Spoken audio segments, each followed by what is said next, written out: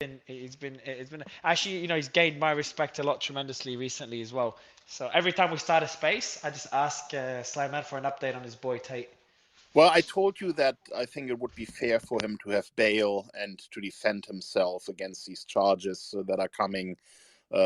Being a free man and working closely with his legal team, and I think that's what's happening now. So, kudos. I Maze, mean, how are you? Kim Good knows morning. what it feels like when the establishment's after you. All right, man. All right. Suddenly now you're talkative and happy, huh? Because this is something you know what the fuck you're talking about. Finally, a space where you know what to talk about. Maze, good to have you. We do Thank you. have Good Jim morning. as well. Good morning to you. Mr. Whitfield is here as well, and of course Kim's great friend Piotr is with us as well. And everyone's Oh waking up, so we're gonna have a full no! panel short. Why? Dude, he was, by the way, now that you mentioned him, right, let's just be clear. He was wrong about fucking everything. Remember how he said BRICS is not going to happen, de-dollarization is not going to happen, and look at the facts right now. I mean, that guy is incompetent. So We please did. explain The to me morning then just started. why. This is Please explain the to me morning why just started. the rate of the dollar reserve currency is still at an all-time high. Please explain to me how exactly the BRICS are going to function when India and China have no legitimate relationship. Please explain to me how Russia, How when you did see what did lots of countries pulling out of certain relationships with China. have you so before you respond, Kim, um, so man, can you just give us an idea of the space, what we're going to talk about? You did a whole tweet today about it. Would love to get an idea. I would love to get an overview. Sorry for the Yeah, audience. sure. So basically, House Oversight Committee Chairman James Comer is going to be holding a press conference. It should be starting any minute now, and essentially, what his press conference is about is the Biden family finances. Now, the thought is that the focus of the press conference. Do you want me to go into detail or just a quick overview? Yeah, and just in a sec. So the conference, I want some details. Yes, the press conference will start. How long will it go on for? We will be streaming it. So as soon as it starts, who will be playing? Actually, name. You've got a good audio setup. Can you come up and stream it? I forgot that. Let me see if Justin's online. But Slayman's audio setup is shit. It's rubbish. Wait. How do you know that? So How do you know that? Where are you getting this from? been You're there, probably man. right. You're I've been probably there. right, but. Name. Yeah. Maze, do you have a good audio setup? Does anyone have a good audio setup for the stream? We'll send you through the I link. mean, usually it works well when I just put it up I close to my laptop. I don't know. can. I mean, no. Oh, name. Hold on. Name is here. Name, you there? Can you hear me? Yeah. Yeah, man. Yeah, you've got your audio set up. You can play we could play the stream on your end. Is that Yeah, possible? it's the Committee on Oversight and Accountability. The James. Yeah, I'll send Yeah, you. I have it. Yeah, I'll send you the link now. Yeah, I'll send you the link now. I'm on it. I can play it. Beautiful, man. Fuck yeah, lifesaver. All right, Sliman, give us the overview, and we've got Name Redacted himself playing it, and it's good to have him on the panel as well. Sliman, what else is there today? Yeah. So for today, the press conference is going to be about the Biden family network of companies and the millions of dollars that they've received from foreign nationals. Um, it's going to talk about why Cuomo wants detailed financial records and he wants bank subpoenas. And the findings. The thought is in the press conference. The findings are going to show Biden's attempt to conceal large financial transactions from foreign nationals, and then he'll also announce future investigative actions related to the Biden family's financial activities. Yeah, I've put a link in the nest with the YouTube live stream that is going to start momentarily. So anyone who doesn't want to listen to it on Spaces can just watch it on YouTube and then join the discussion after. And what do we know so far, Andrew? I know you've covered a lot of these cases. What are the facts that we know so far? Because obviously we're going to find out more today. Just to kind of give context for the audience. Yeah, I guess I can now talk about the memo that has been released by the Oversight Committee because it's now after 9 a.m. here in Washington. Uh, the the committee teased a few days ago that there would be evidence of what has been described as bribery. That's not what's in here. They also teased that it was linked somehow to a FBI FBI tip about the former Vice President, now President Biden. That's not mentioned in here either. None of it. There's not a single thing in this memorandum that even mentions the allegations that have been floating around since last week. There's just nothing. What we have here in this memo is a bunch of lists of payments, many of which have been previously reported and discussed by these same Republican House members, and then they've now expanded what they're talking about to include work that Hunter and I believe James Biden did in Romania.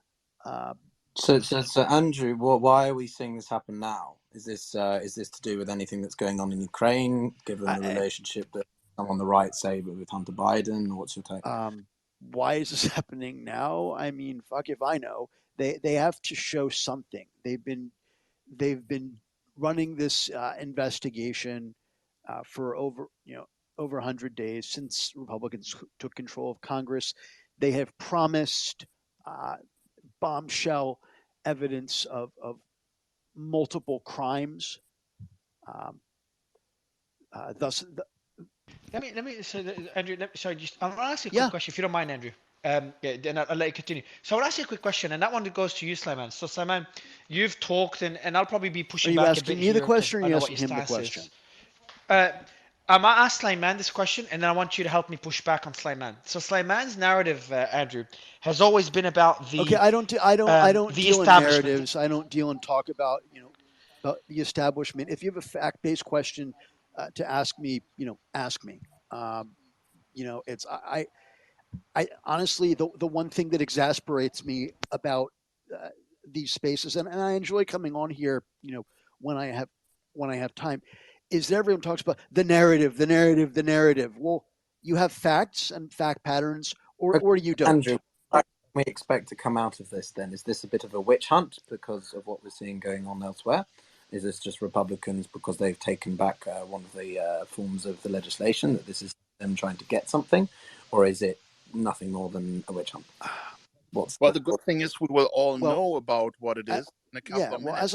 Just watch the live stream. As I've said many times. I mean, what Andrew's saying is a bit ridiculous. Like, let's be honest. When he says he doesn't deal in narratives and he deals with facts, like, that's not the case. When Andrew comes on, what his talking points are going to be. What narrative he's going to say. It's going to be the Democrat position. It's going to be can we let Andrew for himself? But to argue and make it look like other people state narratives and he states facts is highly inaccurate. Dude, shut the fuck up. Do you even know what I do for a living? Like, seriously. I mean, I don't really care if what you're wearing on Twitter. Don't invite me on here and insult me. Like, I'm taking time out of my day when I could be doing a lot of other things that are just as important, and frankly that I would be paid to do, to come on here and talk, and you insult me. I don't appreciate that. I mean, it's not an insult. I'm just pushing back on your idea that other people state narratives and you don't. I mean, if you don't want to be pushed back on a point, then that's fine. So, but Andrew, I even though like you kind of jumped in and interrupted me to make that point, I actually think it's a valid point. Like, it is important to stick to facts. But the question that I had is not. If you hear the question, I think you'll like it, because I'm pushing back in a way on narratives. Because I've talked about how everyone is labeling all the allegations against Trump as being a political witch hunt, which in some ways, the Bragg's or the Bragg's case it looks like a potential witch hunt or politically motivated. Other allegations are not all politically motivated. They're not all a witch hunt. But then when we see, and then Sulaiman always says the establishment, and we talked about privately, and I used to fight with him. He's like, the establishment is targeting Trump. I know it's possible, but it's just, you can't know it for sure. He's like, no, man, I know it for sure. So then when we see what's happening now with the Bidens, well, we're seeing an investigation into the Bidens.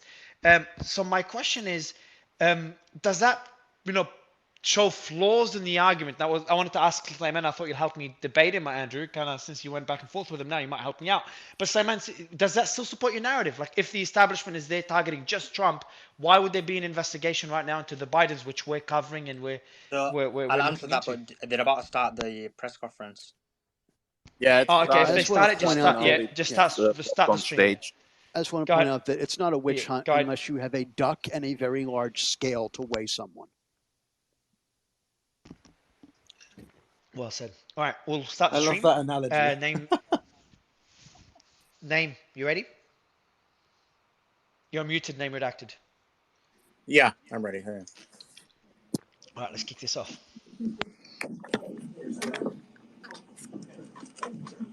All right.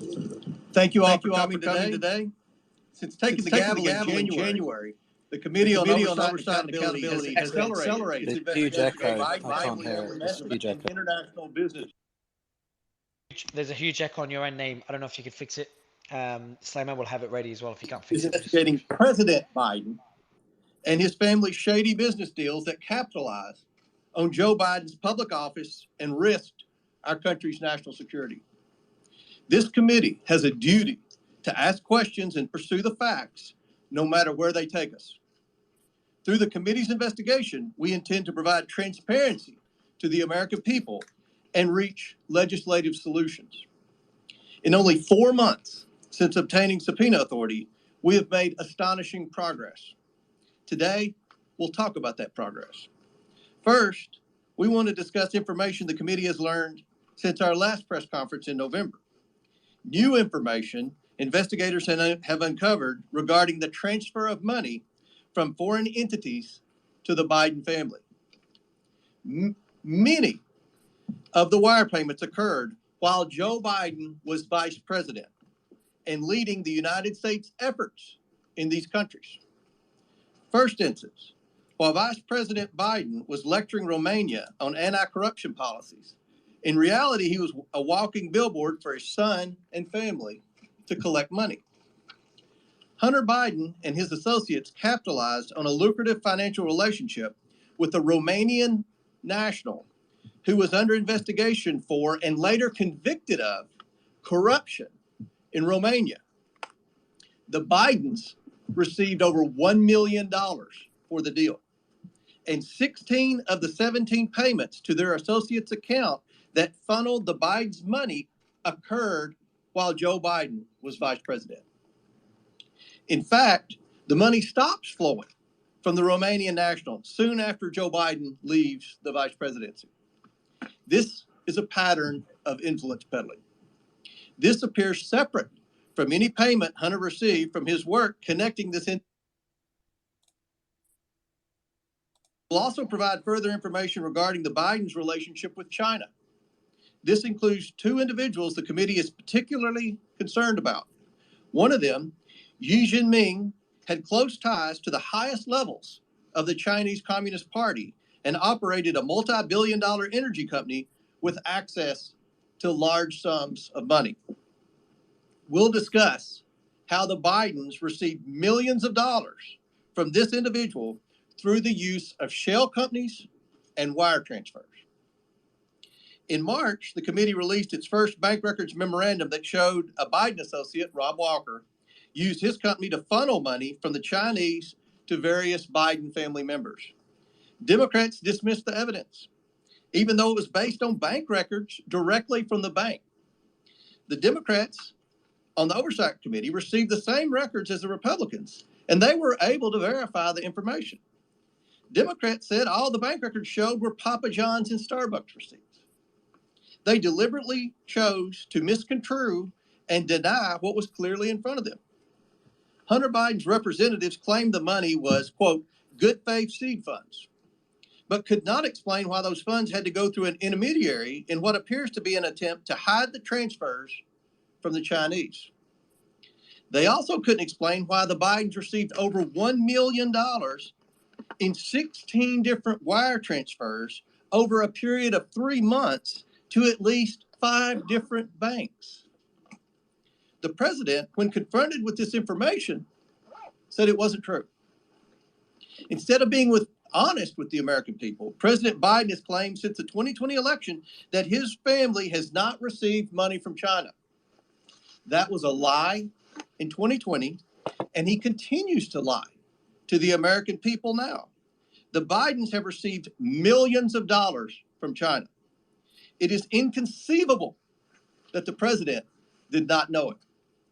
The White House refuses to correct the president's statements, showing the president is now using the federal government to run interference for his families and his own role in these schemes.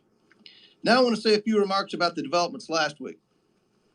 A week ago, I sent a subpoena to the FBI for a form that a whistleblower has alleged is in the FBI's possession.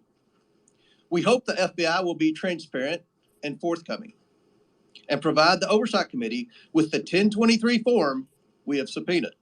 If they do, the committee will assess the form it has subpoenaed from the FBI, and has been my practice.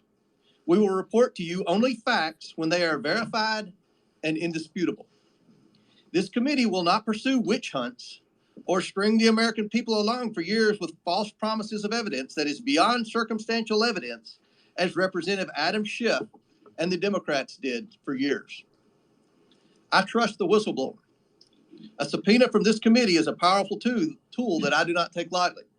The level of detail provided to Senator Grassley led me to conclude a subpoena was warranted, and I stand by that assessment. I will say this. When Senator Grassley approached me with the information the whistleblower provided, it was because of the information we've learned through this committee's own investigation that indicated to me the whistleblower's allegations are consistent with our independent findings. Those findings are what I called you here today to discuss. The committee has reviewed thousands of bank records from individuals and companies affiliated with the Bidens and their associates. It has received these bank records pursuant to 4 subpoenas I've issued to different banks. These were targeted and specific subpoenas, and each was different based on the information we believed the banks possessed. Every one of those subpoenas returned valuable information that had been unreported and that contributed to this committee's understanding of how the Bidens conducted their businesses. The committee is concerned by the complicated, suspicious network of over 20 companies we have identified the Bidens and their associates used to enrich themselves. Most of these companies were limited liability companies formed during Joe Biden's vice presidency. The bank records show the Biden family, their associates, and their companies received over $10 million from foreign nationals and their companies. Some of that money came from a Chinese company and went to Hunter Biden's company. Other transfers occurred with the help of Rob Walker, who then sent it on to different Biden family members. This is not how lawful businesses operate. Chinese nationals affiliated with the Bidens created limited liability companies in the United States, and then in a short period of time transferred their interest to a Chinese company that sent money to the Bidens. This is not normal. Hunter Biden and his associates courted business in countries that correlated directly with Joe Biden's work as vice president. This is also not normal. It is not ethical. And this is why we need legislative solutions. Our purpose here is to provide legislative solutions to prevent this unethical behavior from ever happening again. This investigation is about investigating allegations of corruption and fraud at the highest levels of the federal government. This should be a bipartisan issue. This committee is considering legislation that would ensure these sorts of business practices do not continue for Democrats or Republicans.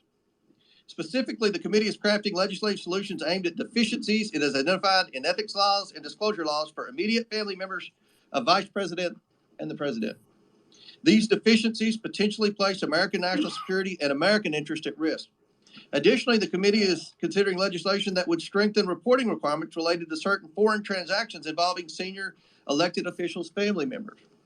Finally, the committee is evaluating the Bank Secrecy Act and anti-money laundering laws to determine whether financial institutions have the available tools and support from federal agencies to thwart illegal money laundering and foreign corruption activity. As I said, I'm very pleased with the progress the committee is making in this investigation. However, due to the information we're releasing today and further developments the committee is aware of, the investigation will enter a new phase now that is armed with information obtained in the bank records. I will soon issue a new round of subpoenas to banks for specific targeted information. I will also provide one more opportunity for certain Biden associates, including his art gallerist and Rob Walker, to cooperate willingly with this investigation. Finally, I'm publicly releasing the second bank accounts memorandum to the American people so they can see for themselves the activities the Biden family is engaged in, despite the president's statement to the contrary. I want to thank the people and financial institutions that have cooperated with this investigation so far. I also want to encourage more people to come forward and let them know that their information will be kept private and confidential. To my Democrat colleagues, I want to say that this investigation will continue to move forward. Do you want to continue covering up the Biden's influence peddling schemes when the evidence is being placed right in front of you? With or without Democrat support, we will continue working to deliver the answers, transparency, and accountability that the American people deserve. I now turn to Andy Biggs, who will provide some information. Thank you, Chairman Comer.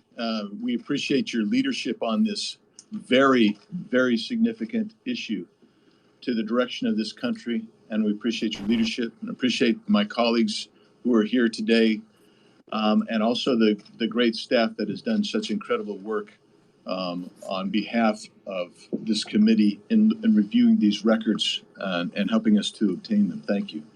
And thank you to those of you who are here from the media today. So when we talk about the Biden family and associates, I think it's important for the American people to understand what we mean when we're talking about these associates. What are we really getting at? First, they use them as vehicles to move money directly into Biden family accounts. Why is that? It's because they were looking to obfuscate and hide where the money was coming from. For example, the Bidens used their associate Rob Walker to bring in millions of dollars from China and Romania. Walker's limited liability company, Robinson Walker LLC, paid Hunter, James, Hallie, and others in the Biden network more than $2 million after foreign money hit his account. 1/3 to the Bidens. That was the pattern. For example, on March 1st, 2017, only 2 months after Joe Biden left office, Robinson Walker received a $3 million wire from State Energy HK Limited, a Chinese entity. The next day, 1/3 of that money, $1,065,000, went to the bank account in Abu Dhabi of the company EEIG, which was controlled by James Gilliatt, another Biden associate. Over the next 3 months, Robinson Walker LLC sent 16 incremental payments to over 5 different Biden accounts totaling $1,065,692. This included payments to James Biden, who received 5 wires and over $50,000, who did no discernible work to earn that money. 1/3 to Gilliard, 1/3 to the Bidens. What was State Energy HK Limited? That is a second class of Biden associates, the people from whom the Bidens conducted business.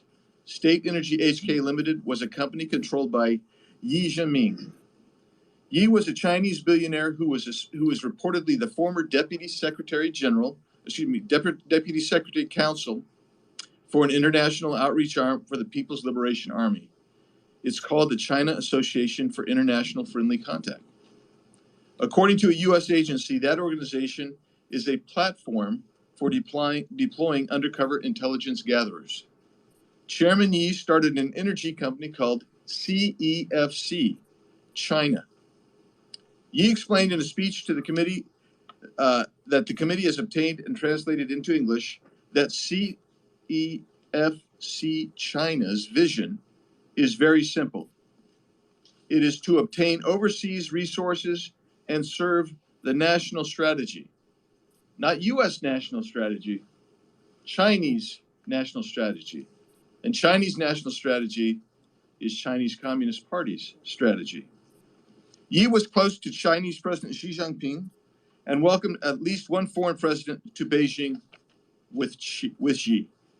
The DOJ has referenced Yi and CEFC in a scheme bribing African leaders. The other Chinese national I'll mention now is Gong Wendong, who did work for Yi in America. When Yi needed to do business in America, he often looked to Gong Wendong. The amount of money Yi was sending to Gong Wendong was staggering. From June through August of 2017 alone, Yi transferred to Gong Wendong in America more than $130 million. Yi met with Hunter Biden in February 2017 and gave him a diamond reportedly worth tens of thousands of dollars as a gift. In August of 2017, Yi, through Gong Wendong, opened up a business with Hunter and James Biden called Hudson West 3, based here in Washington, D.C. And Hunter wanted to get Joe Biden's keys to the office, and they could all share office space together, according to an email verified by the Washington Post. But things didn't go as planned because the Chinese detained Yi in March of 2018 for fraud. In an email to Gong Wendong and another associate, Hunter tried to explain away the last year of doing business together. This is an email that has also been verified by the Washington Post. Hunter wrote, and I quote, "I am not in a joint venture with CEFC. I'm not partners with CEFC, and I'm not employed nor funded by CEFC." Close quote. But Hunter was funded by CEFC, as Ms. Mace will explain. I'm extremely concerned about the president's connections to these individuals he was supposedly meant to share office space with, and is denied knowing anything about these transactions and these business dealings, and also is denied receiving any money for himself or his family from Chinese connections. That has been proven to be a lie. And I'll yield back, Mr. Chairman. Thank you. Next we have Ms. Mace. Thank you, Chairman Comer, for your leadership. In less than 100 days of subpoena power, this has been one of the most in-depth investigations the House Oversight Committee has ever had in recent history. And I would hope that the media here today would put as much attention and interest and focus on this as they have a former president. For years, the left has said, no one is above the law. Well, put your money where your mouth is and prove that, because the American people do not trust the federal government. They don't trust Congress. They don't even trust current presidents because of the kind of possible and alleged corruption that we see at every level of government, and no one is ever held to account. I try to call the balls and strikes regardless of whether or not you have an R or a D by your name. I've been accused, all of us have been, over this particular issue that we're conspiracy theorists. We're not. What we're proving to you today is showing you actual bank records, actual evidence of shell companies and businesses. There are more businesses and more Bidens involved that we knew of. You have to issue more subpoenas because every time we turn over a rock, there's more information. There's more possible corruption. There's more possible allegations that need to be investigated. This is what we know today. Money flowed from the Chinese Communist Party, aligned with individuals into American shell companies, and then that money was wired and transferred to Biden family members. This could be the most corrupt scheme in American politics, where a sitting vice president, where we saw members of his family, 9 members so far, there may be more, that were enriched from countries all over the world. And we're providing more information about Romania today. We know about China. We know that the president denied this during an election in 2020, continues to deny it to this day. And we want everyone held accountable if they have violated their oath of office. We shouldn't have folks that are in office that are betraying their oath of office. We shouldn't have people in office that are betraying their country. If they're paying loads of cash to their family members from adversaries of ours around the world, it's wrong, whether you have a Republican or a Democrat by your name. And we saw evidence of intentionally taking steps to hide the sources of money coming directly from China through a series of financial gymnastics. Joe Biden's political career was winding down at the time, and this was one of the Biden family's last chances to cash in on the name. We have evidence of Chairman Yi Jinping, who is believed to be affiliated with Chinese Communist Party intelligence organizations and has even been accused of gathering intel for communist China. Yi started CEFC in China. His agent in America, Gong Wendong, which Andy Biggs mentioned earlier, formed CEFC Infrastructure Investment US on May 11th, 2017. On May 18th of 2017, Dong used one of his Chinese companies, Shanghuaxin, to fund CEFC infrastructure in an attempt to hide the source of the money. And you see this pattern repeated over and over and over again. On June 30th, 2017, Shanghai Huaxin sent $10 million from China to CEFC infrastructure. Then in August 4th, 2017, CEFC infrastructure wired $100,000 directly to Hunter Biden's own corporation, Owasco PC. Hunter's Owasco also received $500,000 from another entity affiliated with Yi State Energy HK Limited. State Energy HK appears to be part of Yi's personal slush fund to potentially commit bribery and launder money. The Chinese Communist Party affiliated entities may have bought influence with the Bidens that they couldn't get otherwise, and obviously for good reason. These alleged layering schemes are repetitive. They knew what they were doing, they knew how to do it, and they did it multiple times all over the world. If it looks complicated and sounds complicated, it was intentionally made to be complicated so you could not follow the money. What we're trying to do today is show you how to follow the money. The Committee of Oversight, we need to pursue the Chinese relationship with the Serbian politician Vuk Jeremic, who first attempted to introduce Yi to the Bidens in 2015. From August 2015 to June of 2016, State Energy HK paid Jeremic's company $3 million. When Jeremic ran for UN Security General, who did he turn to? It appears he turned to Hunter Biden. On June 16, 2016, Jeremic wrote to Hunter asking if he could meet with the Vice President's National Security Advisor, Colin Kahl, related to the elections for UN Security General. The meeting appears to have happened because on July 2nd, 2016, Jeremic informed Hunter that my meeting, quote, with Colin did not last very long, but it didn't go too bad, I think. What is suboptimal is that the Office of the Vice President seems to be outside the decision-making loop on the UN Security General elections issue. These people didn't come to Hunter Biden because he understood world politics or that he was experienced in it or that he understood Chinese businesses. They wanted him for the access his last name gave them. Access to the Chinese Communist Party they couldn't otherwise get. In March of This is how you 2017, fix your carpet the same that never... Chinese company that sent $3 million to Vuk Jeremic sent $3 million to one of Biden's associates, who siphoned off 30%. As Annie Biggs mentioned, we see that repeated over and over again. Siphoned off 30% or $1 million to Hunter Biden, James Biden, Hallie Biden, why she would need that, and an unknown Biden bank account. The committee has written to Vuk Jeremic and Rob Walker, but they have both refused to cooperate with the Oversight Committee. The Biden family needs to answer on the this, and the DOJ needs to get off its ass and investigate. We've done the work for them so that they can't screw it up now. If these allegations, any of these allegations are proven true, then someone with the last name Biden needs to be charged, prosecuted, maybe spend a little time in prison to take to account and responsible for the actions they've taken today. Also, as mentioned by the chairman, I want to thank you. The legislative priorities we have of our committee, this is not a witch hunt. This is not a conspiracy theory. If there are anti-corruption laws that need to be made stronger, we will also do that. And I appreciate your time today. Thank you, Mr. Chairman.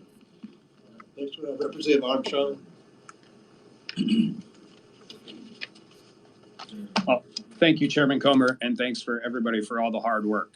One of the common responses we hear about this investigation is that it all happened after Joe Biden left office. But that is not true.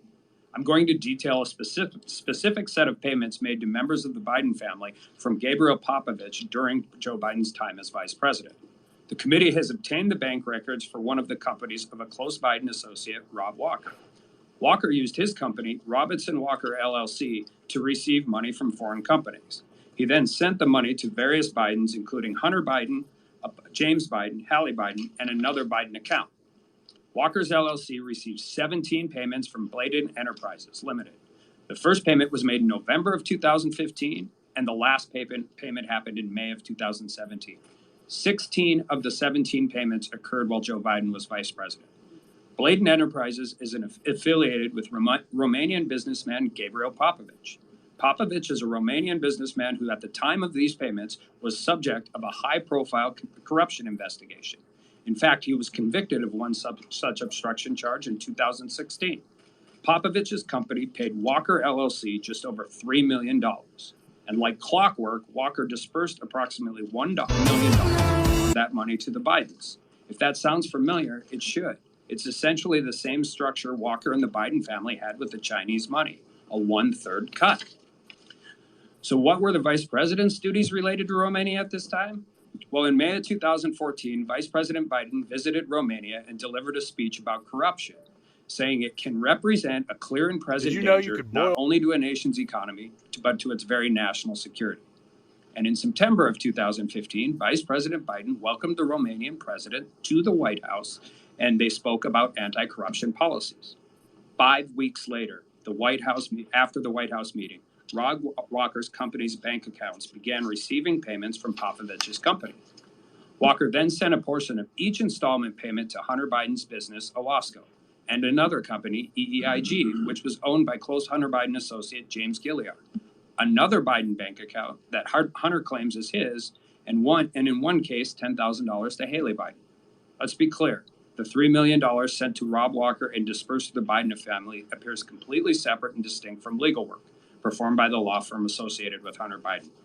This is simply not how legal fees are paid. I spent 10 years collecting legal fees. Nobody would pay or receive payments this way. It makes absolutely no sense. And again, the structure is the same as the Chinese payments. If it's for legal fees, why are the deals the same? In fact, it's very hard to come up with any legitimate business reason to conduct transactions in this type of complex way.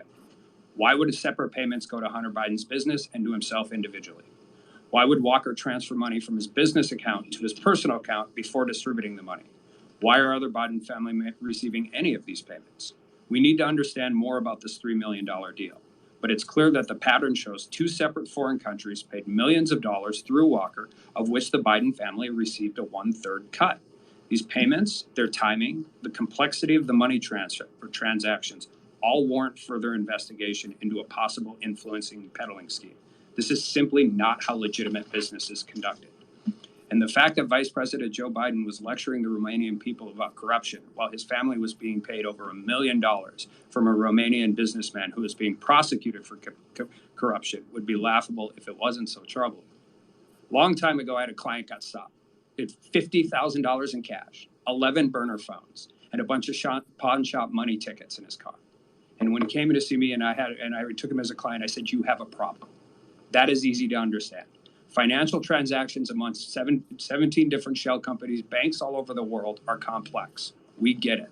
But the pattern is emerging, and there is no reason that legitimate business is ever conducted in this manner. And with that. Thank you, Representative Johnson. Next, we have Representative Donald.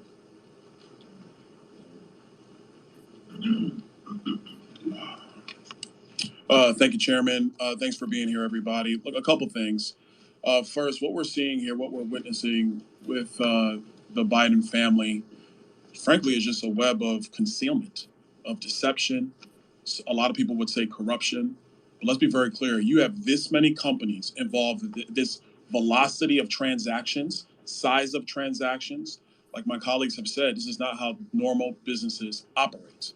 I had the ability with Chairman Comer and other members of the committee to go over to the Treasury building and review documents.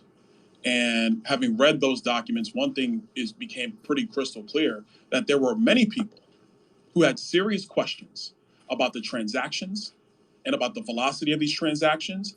And they either get very, very deep into concealment, hiding money, shifting money. And for the purpose, we don't know, because one thing everybody in this room and the American people definitely know is that the Biden family doesn't really have a business. There is no business structure around this family except politics. And since Joe Biden has spent decades in the Senate, served 8 years as vice president, and is now president of the United States, and the family's getting money from various countries and foreign businesses through various shell companies and this web of LLCs. I mean, guys, you in the press, this is easy pickings. I'm giving you Pulitzer stuff here. Like, all you have to do is literally look at our memo and see the level of detail upon which they have created this. And it's very, very frustrating. We have now been able to clearly see that the Biden's associates, like Rob Walker, Eric Sherman, has been discussed, created at least 16 companies while Joe Biden was vice president of the United States. 16 companies created while he was vice president. Now the list is 20, And as we continue our investigation, that list is growing. And like I said before, the question is to serve what purpose? And the purpose of all these companies being created is to conceal money that the Biden family has been gaining because Joe Biden has been sitting at the upper echelon of our politics for almost 5 decades. That is the entire purpose here. Here's an example of what I mean. You have Rosemont Seneca Partners, Rosemont Seneca Advisors, Rosemont Seneca Technology Partners, RSP Holdings, RSTP2 Alpha, RSTP2 Bravo, Rosemont Seneca Thornton, Rosemont Seneca Bohai. I want to make sure I pronounce it right. Bohai, Bohai. And the list goes on and on. Cycling through this many companies serves no legitimate purpose. And as somebody who actually worked in banking, I did that long before I came here. Whenever there was like this many companies just laying all over the place, and you see wire transfers and cashier checks over here going to random members of the family for no apparent purpose at the size and velocity at which all of this was being conducted, the only logical conclusion of a financial professional is you are concealing money. Let me restate this. You are concealing money from either the IRS or from credit agencies or from other people in general. That's the only reason you set up a structure like this. Some of these companies were connected to Hunter's personal professional company, Oswego, or Skinny Atlas, Scale Atlas, however you want to pronounce it. And the list goes on. And Mr. Biggs, he talked about Hudson West 3 and some of those other issues that were going on as well. One thing I want to make sure is that all of this has happened and Joe Biden is aware. Nobody in this room can logically sit here and say that the president of the United States had no idea that these companies were being formed while he was vice president of the United States. And I will add you, he was probably in better mental shape then than he is today. I'll throw that out there. And so what this committee is going to continue to do is pursue this investigation. We are going to continue to document, and we're going to provide that information to all of you in the press. So to help you, and frankly, like Congresswoman May said, and probably help the DOJ along with their investigation. One quick note, it's interesting that the Department of Justice has been investigating Hunter Biden for quite some time, and we seem to just never really get anywhere. And so I think that's also interesting as well. I wonder what's going on at the Department of Justice. But that being said, the bottom line is there is no real business here. None. And let me also say this, because I know there are many in this room who wanted to go down all the various schemes that our colleagues on the other side of the aisle accused the former president of. Be very clear. The former president actually had a business, very big business. You could say it was his name. You could say it was his buildings. You could say it was wine. You could say it was branding. You could say it was The Apprentice. But he had a very big and legitimate business, which everybody in this room clearly knows and understands and can point to and say, that's the thing, that thing over there. Joe Biden has no business except his position in politics. And it is the requirement of this committee to investigate that. We're going to continue to do that, and we're going to let the facts speak for themselves. Thank you, Mr. Chairman. Let's do Representative Jordan. Suspicious activity reports. The key word in that phrase is the word suspicious. There are 170 of those reports, many of them put together by the Treasury Department of our government in the Obama-Biden administration.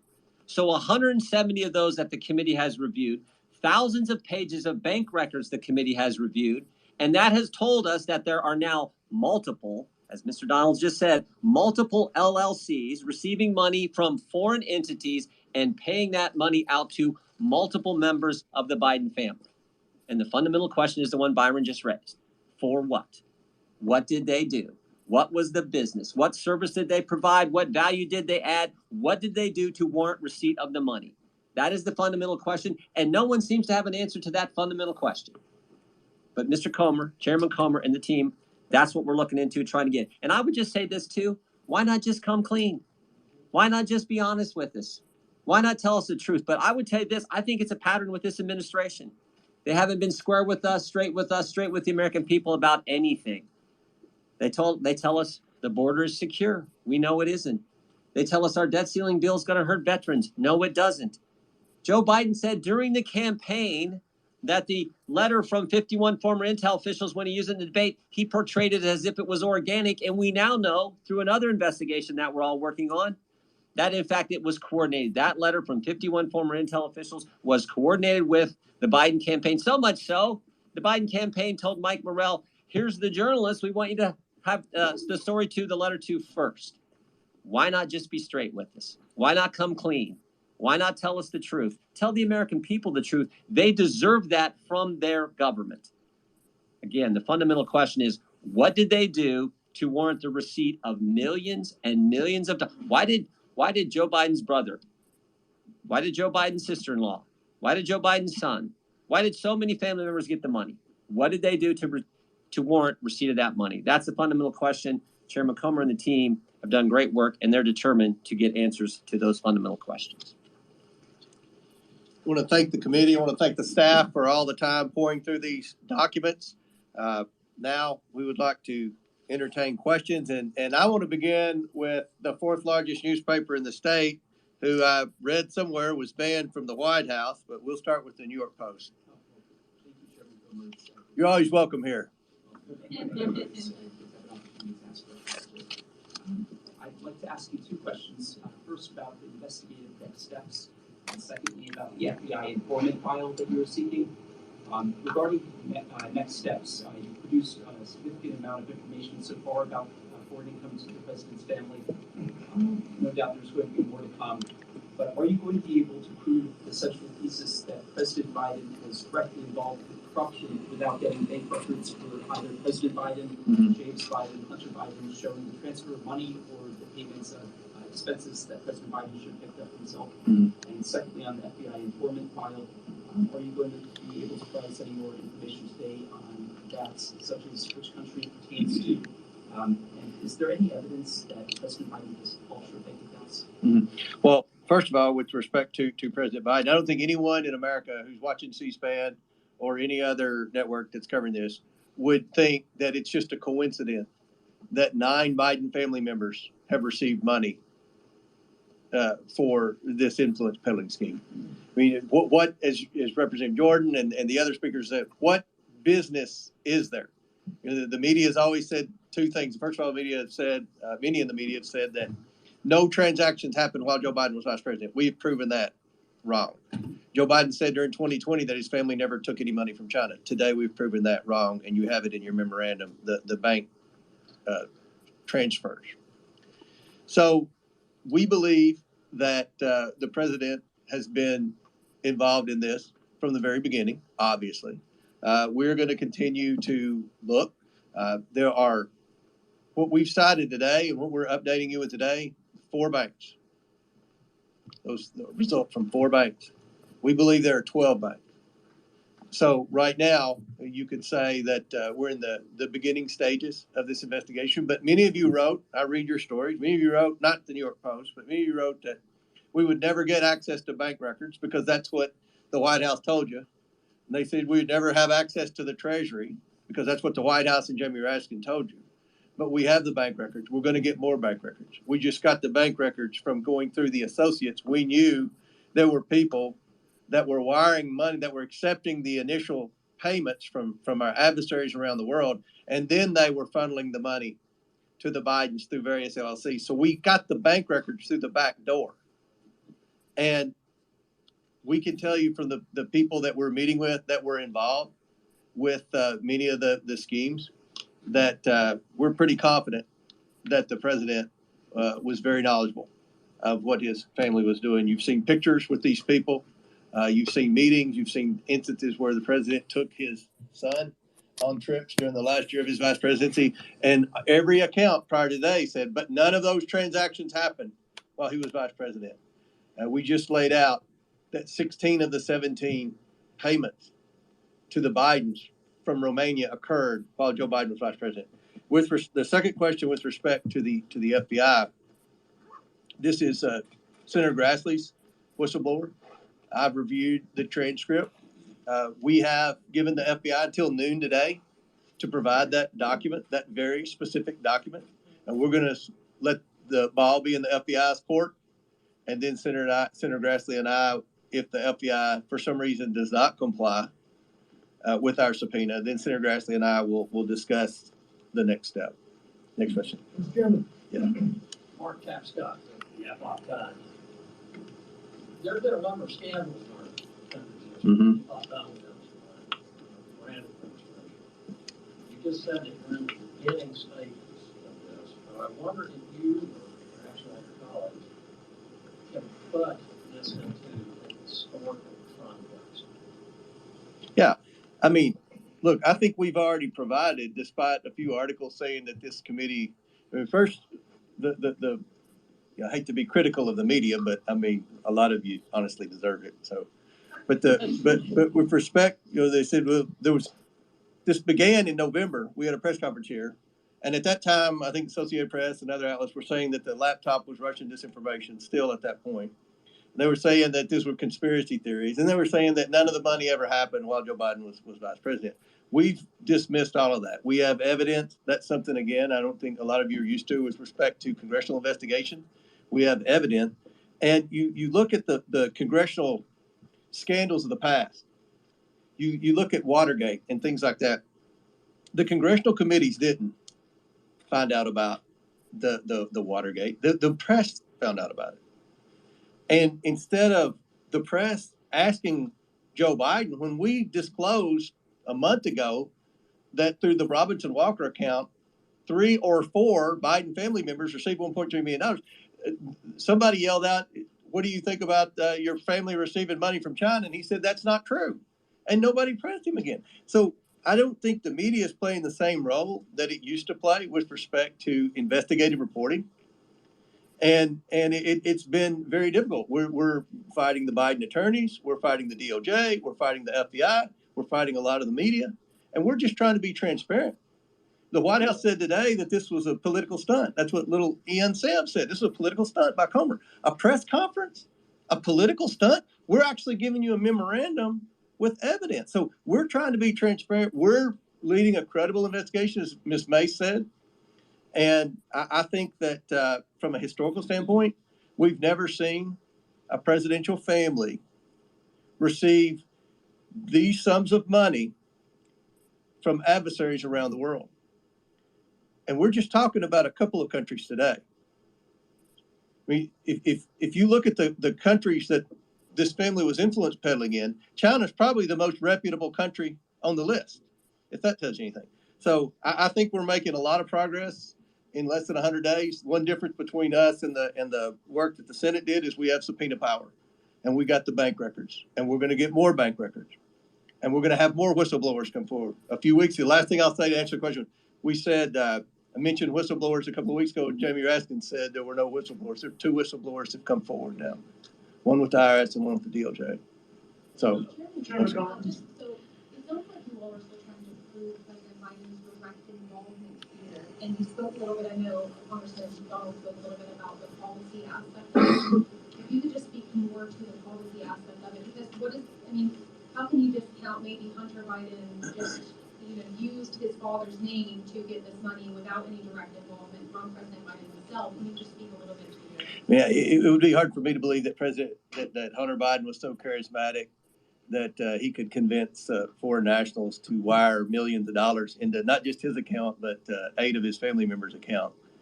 We believe that there was a return on the investment for the investment that these countries were wiring money to the various Biden family members. And why were they, why, as Representative Donald said, why would you create all these companies? I don't think a lot of people understand the complexity of these businesses. If you're doing something legitimate, if you're providing something of value, why not just get the payment directly from the payer? Why do you have to funnel it through 3 or 4 different bank accounts? So that's what there's an odd pattern that's developing here. What policy are you referring to? Are you referring to the IP policies that Biden took away from office? What specific policies? Well, we know that the president, during the vice president, during the last year of the Obama administration, traveled around the world. He talked a lot about foreign aid in different countries. Talked a lot about American policy, American assistance. And these are the part of the types of policies. You look at some of the decisions that Joe Biden's made as president. There are many decisions that we would make a strong argument that put China first and America last. So these are the types of decisions, and we'll get into more of those later. Yes. You mentioned a little bit about how I'm trying to find all the numbers. About $10 million or more. Is that what you're thinking? So far. So far. Mm-hmm. And of course, the White House is putting this off, playing this off as trying to downplay it. What message would you have for the president himself? If these were legitimate payment, and those are legitimate businesses that your family created, then I would assume you have invoices. I would assume that you would have books and business models and things like that to tell us what the businesses actually were.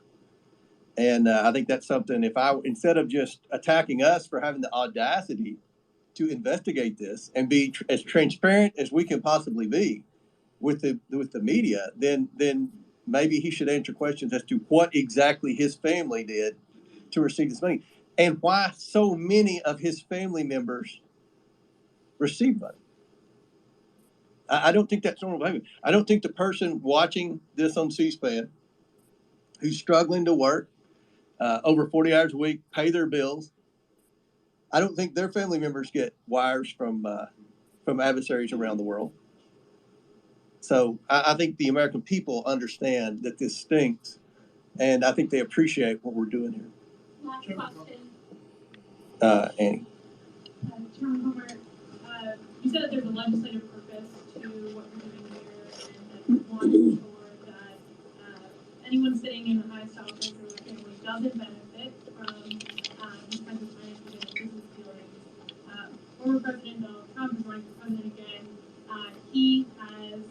Him and his family have benefited while he was in office, since leaving office, from a number of countries. Are you investigating those business dealings as well? We're going to look at everything when we get ready to introduce the legislation to ban influence peddling. If you go back to Jimmy Carter's brother, Billy Carter, receiving money from Libya, this has been a pattern for a long time. Republicans and Democrats have both complained about presidents' families receiving money. But the way that the Bidens have set this up, there's no business. President Carter's brother got the money directly from Libya. I've already reviewed that. And Joe Biden, ironically, was on the committee that investigated President Carter's brother when that took place. The former President Trump's son-in-law had some business deals, right? As Byron Donald said, we know what his businesses were. I'm not saying whether I agreed with what he did or not, but I actually know what his businesses are. What are the Biden businesses? What business? What we read in the press about, well, these were legitimate business deals that were done after Joe Biden was president. That's not true. These were set up when Joe Biden was vice president. And what is the business, Annie? What business are they in? And can I follow up? In the lead of this press conference, you said that there's at least 9 Biden family individuals brought up today. The memo today only includes 3. When are we going to learn about the other 6? Who are the others? Well, since you asked, I will tell you. Joe Biden's son, Joe Biden's brother, Joe Biden's brother's wife, Hunter Biden's girlfriend or Beau Biden's widow, however you wanted to write that, Hunter Biden's ex-wife, Hunter Biden's current wife,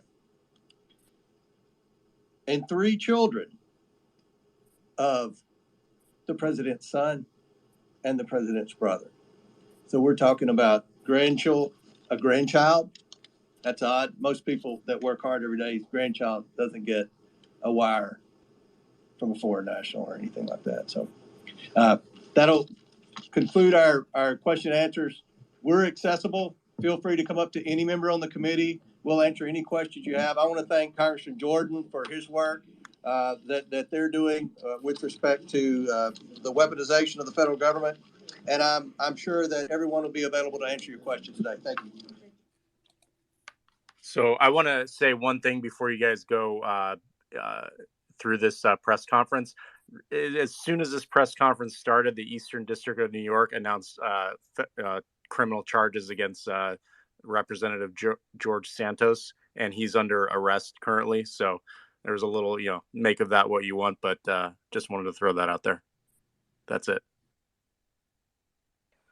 So obviously we've heard the interview. Kim, I'd love your thoughts on this first. I saw you unmute your mic, so please go ahead.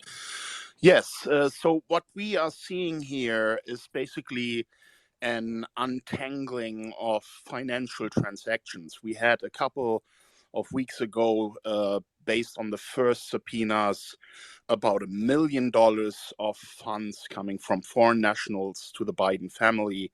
And that number has now grown to $10 million.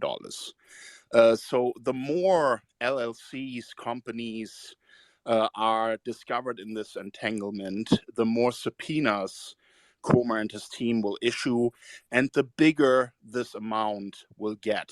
This seems to be still just the tip of the iceberg. And also remember, Comer can only subpoena US bank records. I'm sure a lot of these dealings would have happened through foreign entities in, safe haven jurisdictions like Panama and so on. So, it's quite telling that this number of funds that have been received by the Biden family is increasing. The jurisdictions where these funds were coming from, Romania, Ukraine, China, are all countries in which Biden, as a vice president, had a leading role on foreign policy. So, the connection here makes it look less and less likely that these are legitimate funds. And the biggest question that was continuously asked at this press conference is, what was the Biden business? What did they actually receive these monies for? And what I also found quite interesting is that Hunter Biden had gone on the record saying he's never received funds from this Chinese entity, where we now know he lied about that, and that was not true, and the evidence was provided by Comer and his team.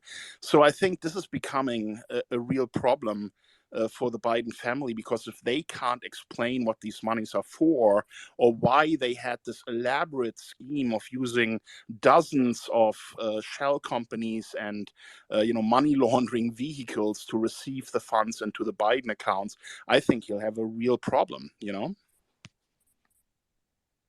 Thanks, Kim. And Piotr, what's your initial thoughts? Yeah, just a couple of things, really.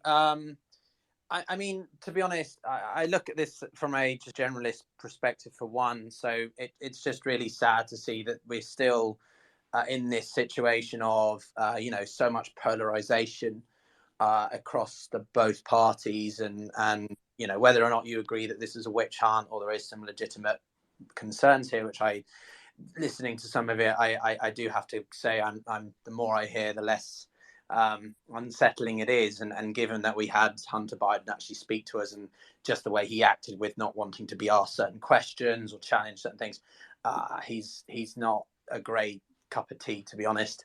So yeah, and I think it's, unfortunately it's this situation where, the more you're in power for 50 plus years, the more relationships you build up. I mean, look at the Clintons. So I definitely think it, more you can. I'm trying to be objective here, but maybe more investigation is warranted. I don't know how much you can say the relationships with China or certain other countries are founded, but I don't think there's anything unhealthy in principle in being transparent and wanting to hold your elected officials to account. So yeah, I think the one statement that I took away the most was when the lady who was speaking, I forget her name, basically said, we will do, in this case of both sides, Democrat or Republican, and I think that's what you want, right? You want both sides to be working together to hold nepotism, corruption, whatever it is, to account. So that's my initial thoughts. I'll if there's something else that comes to mind, I'll raise my hand. Appreciate it. And just to get a bit of balance, go ahead, bro. Yeah, I mean, I echo a lot of what Piotr said, in that I don't think transparency is a bad thing. I think that the Republicans are making a whole lot of assumptions without evidence to back those assumptions up. I think that many presidential families have received money from foreign entities stemming back decades, right? I'm not saying it's right, but I don't know how you're going to stop that. You can't just say, if you're a family member of a president, you can't make money in another country. I also think it's kind of hypocritical, obviously, given the Trump family and everything they've done. Kushner, for example. I mean, I could go on and on about those, but we'll see what happens. We'll see what comes out. I'm not against an investigation. I think it's healthy, but I think assumptions are being made kind of early. I mean, the recipient of the money, though, that were a part of Biden's family were children. Like, what business are they doing in these other countries? Yeah. So I think that's a fair question, but at the same time, they don't necessarily have to be doing business. The money was transferred to a lawyer who then transferred it to these people. That's not illegal. Yeah, it's odd, but maybe he wanted to give his daughter $1,000, and instead of him having it all transferred to himself, he's told the lawyer to wire it here and wire it to my account. I mean, that's possible. So I mean, you can't immediately jump to an assumption that a crime took place because his daughter got, what was it? We're not talking about $10,000. $1,000, Brian. We're talking about 10 millions and counting. No, but that's not what he gave to his family. What I'm talking about is the amount that was transferred to Hallie, and yeah, I think it's odd, but there's no evidence of a crime that we've seen, and until we have evidence that something took place that's fishy, I don't think it's fair. If you get money from a business deal, you can have that money sent to whoever the heck you want, right? The Well, the problem is problem, Hunter Brian, Biden has what they're saying is already that they're Hunter not Biden has already disclosing. gone on the record and said that he's not worked for any of these entities that made payments to those LSCs, which then ended up with the Biden family. So he's already said, I've not provided any services to them. I haven't worked for them. So Yeah, what to was the press. the money Did he for? say this under oath to anybody? He Did said he that. say He this said under that. Brian, oath? I'm gonna counterbalance against you just for the sake of argument, but I mean it isn't good, like that they do it in these rather convoluted methods, right? If you've got, I agree. I think it's shady. I agree. Well, because if we're trying to accuse Trump of X or other sides, right? I'm not saying I prefer one to the other, but purely from an objective standpoint, it's double standards, isn't it? And that doesn't. I mean, we've had this situation in the UK before, right? Tony Blair, Gordon Brown on the left side, and you've got the Conservatives doing all sorts of shit. Boris Johnson, Nigel Farage, all this sort of stuff goes on, and it's like, well, hang on a minute. If you're going to point the fingers, just make sure your closets are in order, right? That's what I'm saying. Yeah. We might take in just if I might jump in there, Brian, real quick. I agree that Hunter Biden is shady as hell. I haven't seen anything that links any of his actions to the actions of Joe Biden as a politician. And okay, so if you Brian, have something let me fishy, ask you this real quick, Brian. If Hunter Biden travels with his father to all these different countries, and then out of those countries he is receiving payments for unknown, undeclared services that he said he has never provided, isn't that a bit of a coincidence? Well, and then you got to just look at Hunter's resume let me just reply to that really fast. Can I just Jim, reply let Brian to that? finish. Yes. Go ahead, Brian. So I mean, I think that's shady. But now go back to Kushner, who was actually working for the White House, traveling with Trump to Saudi Arabia, and then getting $1 billion from Middle Eastern countries for his failing business. I mean, that is exponentially worse than what I see here.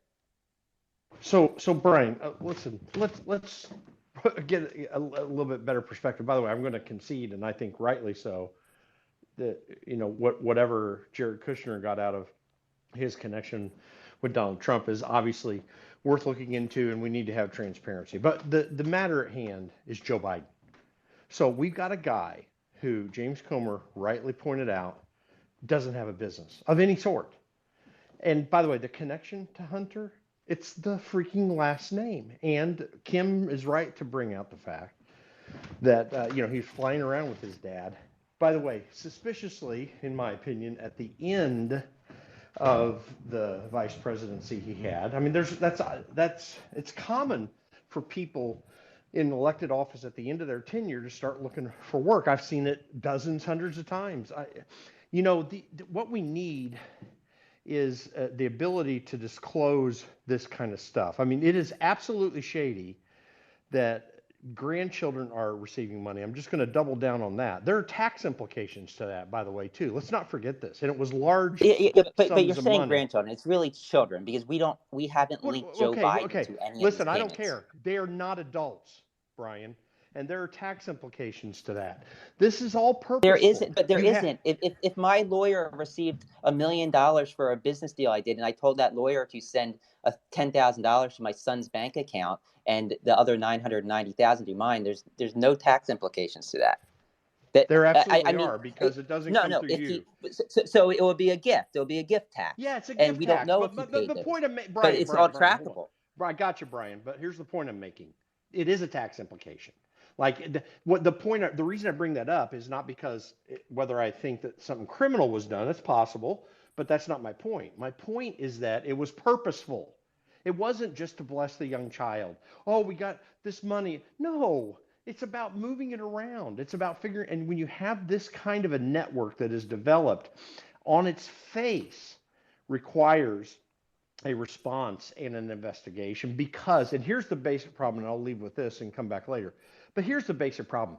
The reason this is so frustrating and so concerning, and on both sides of the aisle it happens, I grant that, I've seen it. But the reason this is so frustrating is because government is so large to begin with. Just going back to, one example being, Eisenhower's concern over the military industrial complex. It's freaking money. Listen, I had to do disclosure forms when I worked on Capitol Hill. I hated them. I thought they were stupid. I didn't think they disclosed enough, by the way, for the average person, because you can go into ranges that don't give you clear information. And I think that's purposeful, where we can say that we disclose, but you can't really figure out what the heck is being disclosed. The shady aspects of American government are set in stone and must be dealt with, because no one knows why well enough why these people do what they do. And when it's the Biden family, almost none of whom have any business experience in their lives, are getting so much money, on its face it's corrupt. Criminal, I don't know, we'll have to figure that out. But corrupt, absolutely, and without a doubt. So Dr. I just want to correct Can I that. push If back a little Hunter bit, Biden, Brian? Sorry. I yeah, go just ahead. don't want to miss this opportunity to make fun of the So, Republicans. yeah, go So ahead, one Dr. thing I was going to Danish. say really quickly. I know you think this is a massive revelation, so go ahead. Yeah. So I have to say, I cannot imagine a better experience than using the word witch hunt to Republicans. This just sounds like a witch hunt. This is the funniest thing. There's no proof that ties him directly to it. This is clearly something that we all know happens in government all the time. And in reality, if Hunter Biden lied on the stand, put that guy in jail. This has nothing to do with the president of the United States taking money at the time that he was vice president, doing anything. And if, again, I promise you, if this was Donald Trump, and by the way, his son-in-law, who was actually in the government, just took how many billions from the Saudis? I mean, can we just be honest that this would be considered like the biggest witch hunt and everybody would be saying the opposite? This is the hard part about being a moderate in America right now, is that both sides are so Push back in a freaking second, crazy. because the fundamental thing that we're talking about here, Donish, is that this does happen. Okay, so no, we cannot and we should not just say, gosh, this happens and it would have been worse if it were Donald Trump. No, it's bad everywhere. This is what's hard about being a moderate, is that I have to hear both sides cry wolf all the time. Donish, I don't care about both sides, because even though I've worked in Republican circles, the Republican Party is as corrupt and bankrupt as the Democrat Party. I'm just setting that out on the table to say this. Let me say this, Donish, this is a problem. Now, listen, we can get into what Andrew, the lawyer, earlier said were narratives. Listen, we're human beings. We live in narrative. Narrative is everything about being human. Here's the problem. This is set in stone. This has built up so badly In this country and in countries around the world, it's much worse.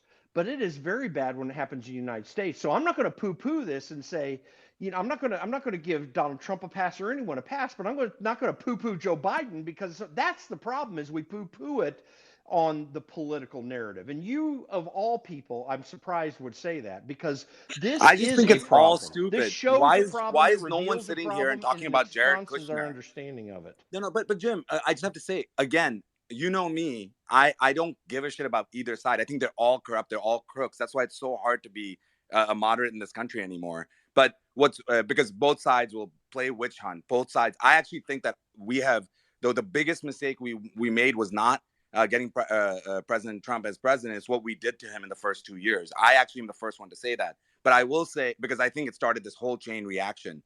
But what we're talking about right now, if this same thing was Jared Kushner getting money, well, he was in the administration, but another one of the family members of Trump getting money and then sending that money to his their kids, I mean, we'd literally be like, oh, like, are you kidding? This is just a witch hunt. And so all I'm trying to say is, can we just look at ourselves in the mirror and say, maybe it's all broken, and our Lord and Savior, President Trump, is not the person that was perfect. And Biden, by the way, for the Democrats, is not perfect either. They're all fucking crooks.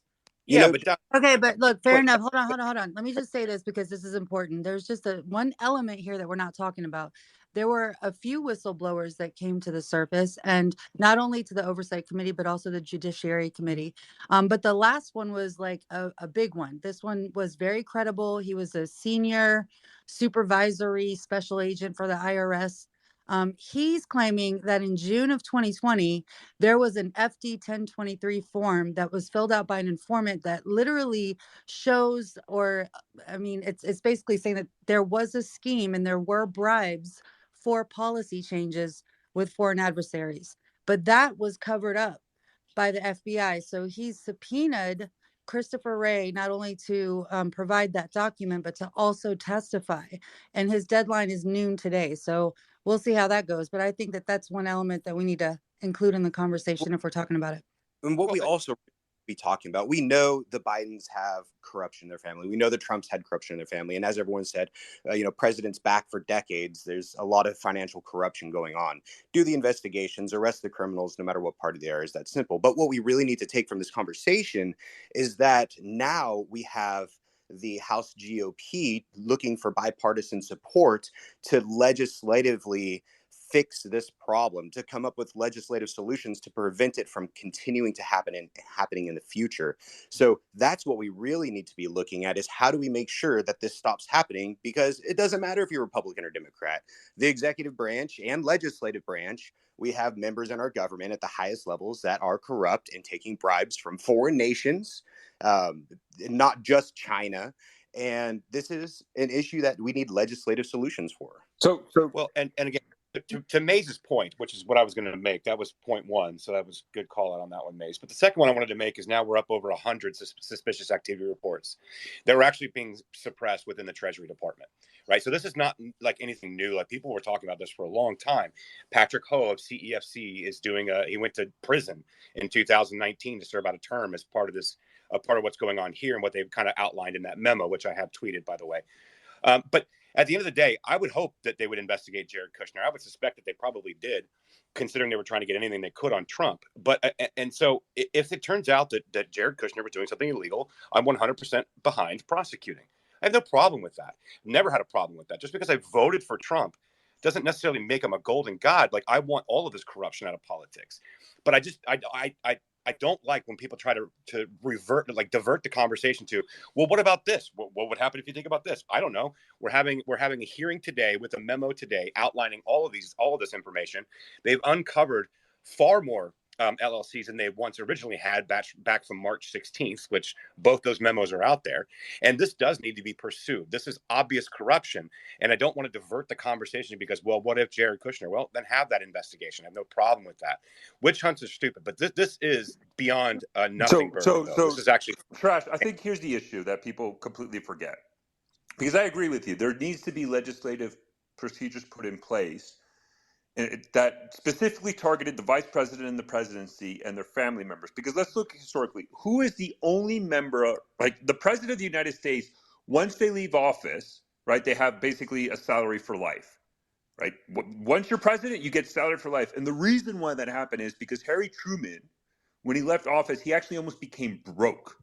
And so companies were going at him to be like, hey, why don't you sign a deal with us and we'll pay you money? And Harry Truman thought that was beneath the dignity of the presidency. And so then they passed this law basically saying presidents have salary for life, right?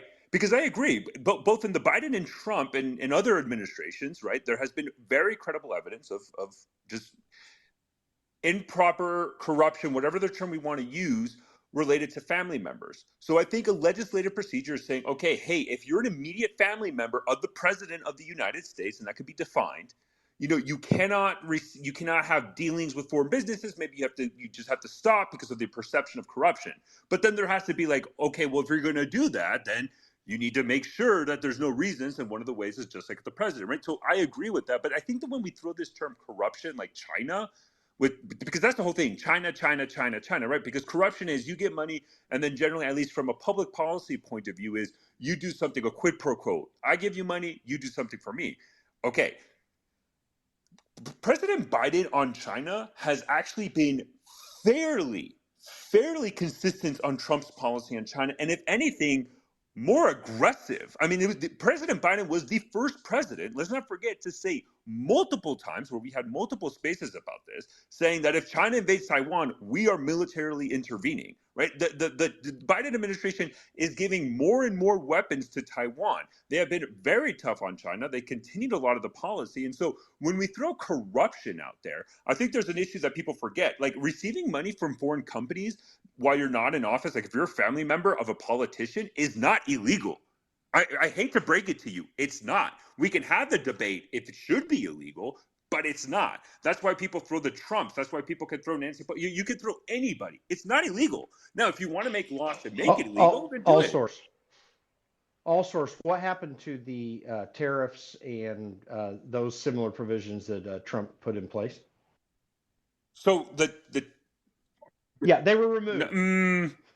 You're telling me? Yeah, they were. They have been largely removed, not entirely. No, exactly. There's a now, lot, listen, but you're not going. No, but here's the bigger problem. All source. But here's the bigger problem. I just want to let you know, when you have a situation where anyone receives millions of dollars, their family or otherwise, and they are a federal official, particularly, not exclusively, but particularly those that have only ever served in governments, and that money's flowing into their families. Now, listen, if there is an actual quid pro quo, that's absolutely criminal. It is unethical and should also have consequences to it when that money's there, because human nature is such that when you receive money under those auspices, it absolutely, it's impossible for it not to cloud your judgment. This is why we ever thought about having people do disclosure forms in government, because of this very thing. So yeah, you may be able to say, oh yeah, well no, he's got Trump's policies the same, whatever. Okay, I get it, and maybe it's not as bad. Who knows? I would argue it is, but maybe it's not. The fact is he got all this money. The fact is his son was flying with him all over the world on government aircraft to talk to people, where he ended up ultimately taking money from them. That is something that cannot be denied. No, and you're not going to look. I'm the first one to say, I don't care which. I agree that there's issues with. There's a giant glaring loophole of children of former presidents taking advantage of the name to make substantial amount of money. Like, let's not. No, but we're talking in office. Yeah, exactly. Listen, no. Yes. Ivanka Trump, Jared Kushner, Donald Jr., Eric Trump, like Hunter Biden. I don't care. There is a glaring gap and hole because when we're talking about the president and the vice president of the United States, we do not analyze so much the family as we probably should. I think there should be a huge focus on children of presidents and vice presidents because of the perception. Now, I did look it up. Although some tariffs were eased, Jim, there's still $350 billion of Chinese goods still have tariffs. My argument was basically saying that because I don't think this whole like, oh, he received money from China. I know the perception, but like I was actually pretty surprised of how hawkish Biden is on this whole China thing, and to throw that. Okay, let's take a non-monetary benefit that he received. The Anchorage situation, where you had Tony Blinken going up there and just being waylaid by Chinese officials. It was played up all over the world. You think that's not a benefit to China? And this is the point. A direct quid pro quo monetary benefit is not the only concern here. It's a general tenor of policy. And Joe Biden has absolutely changed his tenor with China in ways that Donald Trump didn't.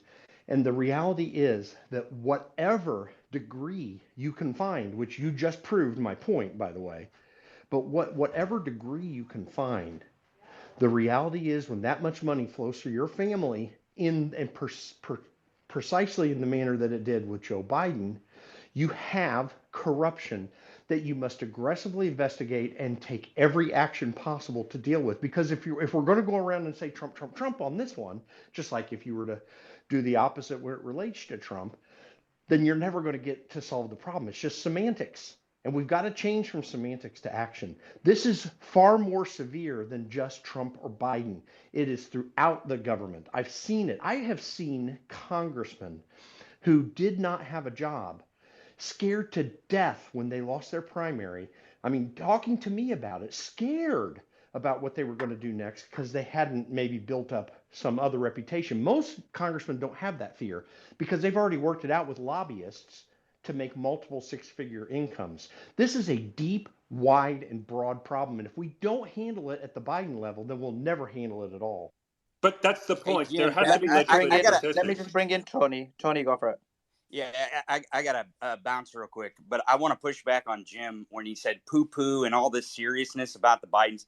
Jim, I was in the room when you were saying, oh, the 34 felony counts on business transactions where they had evidence of it and they presented it to a grand jury and they indicted Donald Trump on 34 counts. You were like, oh, it's all political. Everyone knows it's political. Oh, it's political this, political that. There's no, it's all nonsense. We don't need to go down this road, blah, blah. It's because he's running a campaign.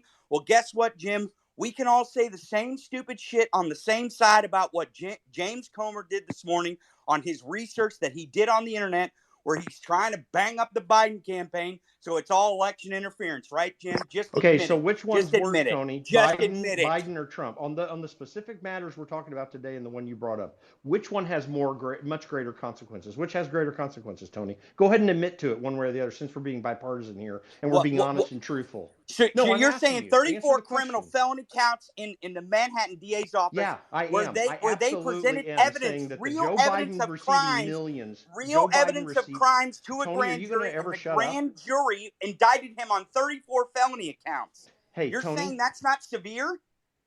Yes, compared to this, yes, it is important.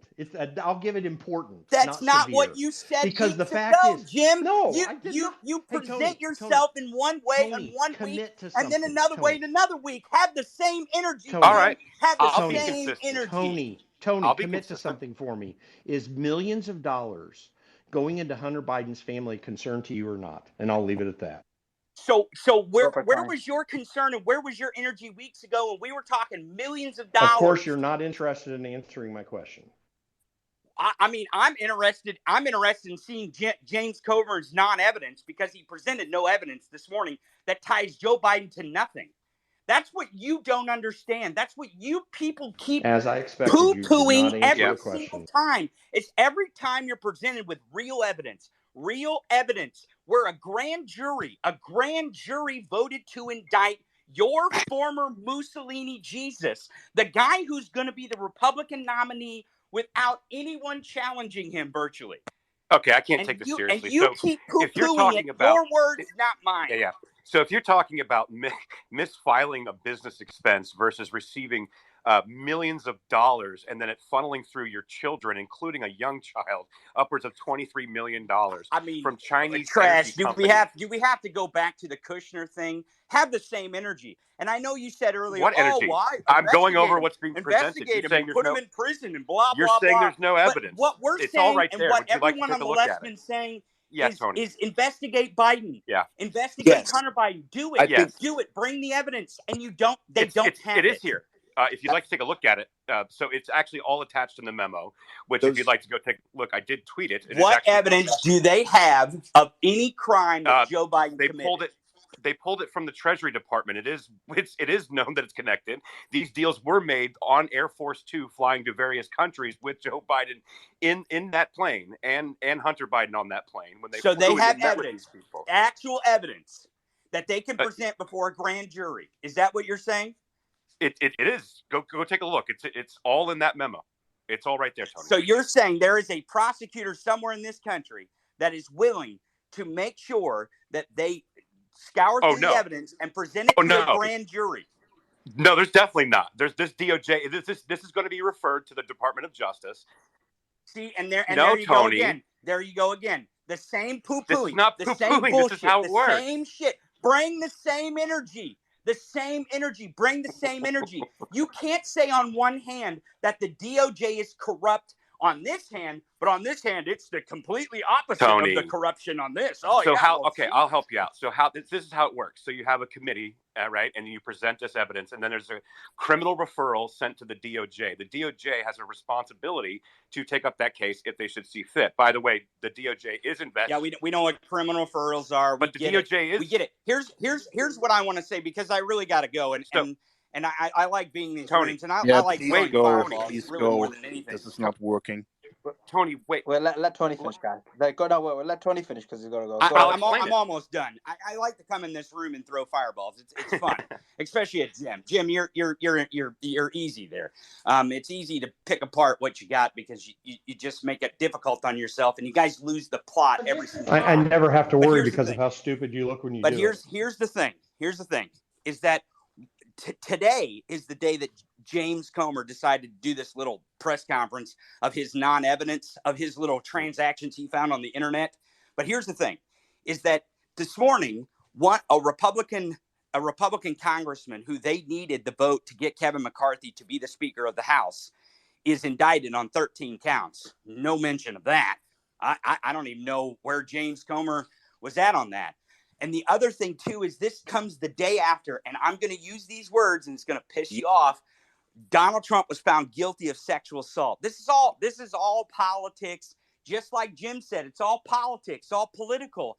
Why wouldn't it be? It's because Joe Biden is running for president. Donald Trump's running for president. That's politics. And we're going to play politics here. So get used to it, folks. Strap in.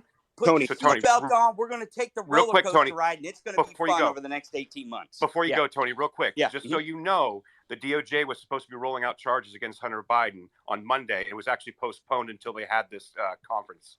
So there actually is criminal charges coming. Yeah, sure. I don't think the DOJ should hold back. So I mean, that's the difference between what the narratives are in this country, is that Republicans and MAGA do not want Donald Trump or anyone close to Donald Trump having any accountability for anything. It doesn't matter what it is. It's all political. It's all fake. It's all bullshit.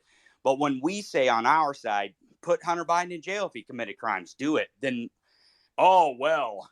And Tony, you're losing the plot again. It's very coincidental as well that back in December 22nd of 2022 is when they set the trial date for the rape case.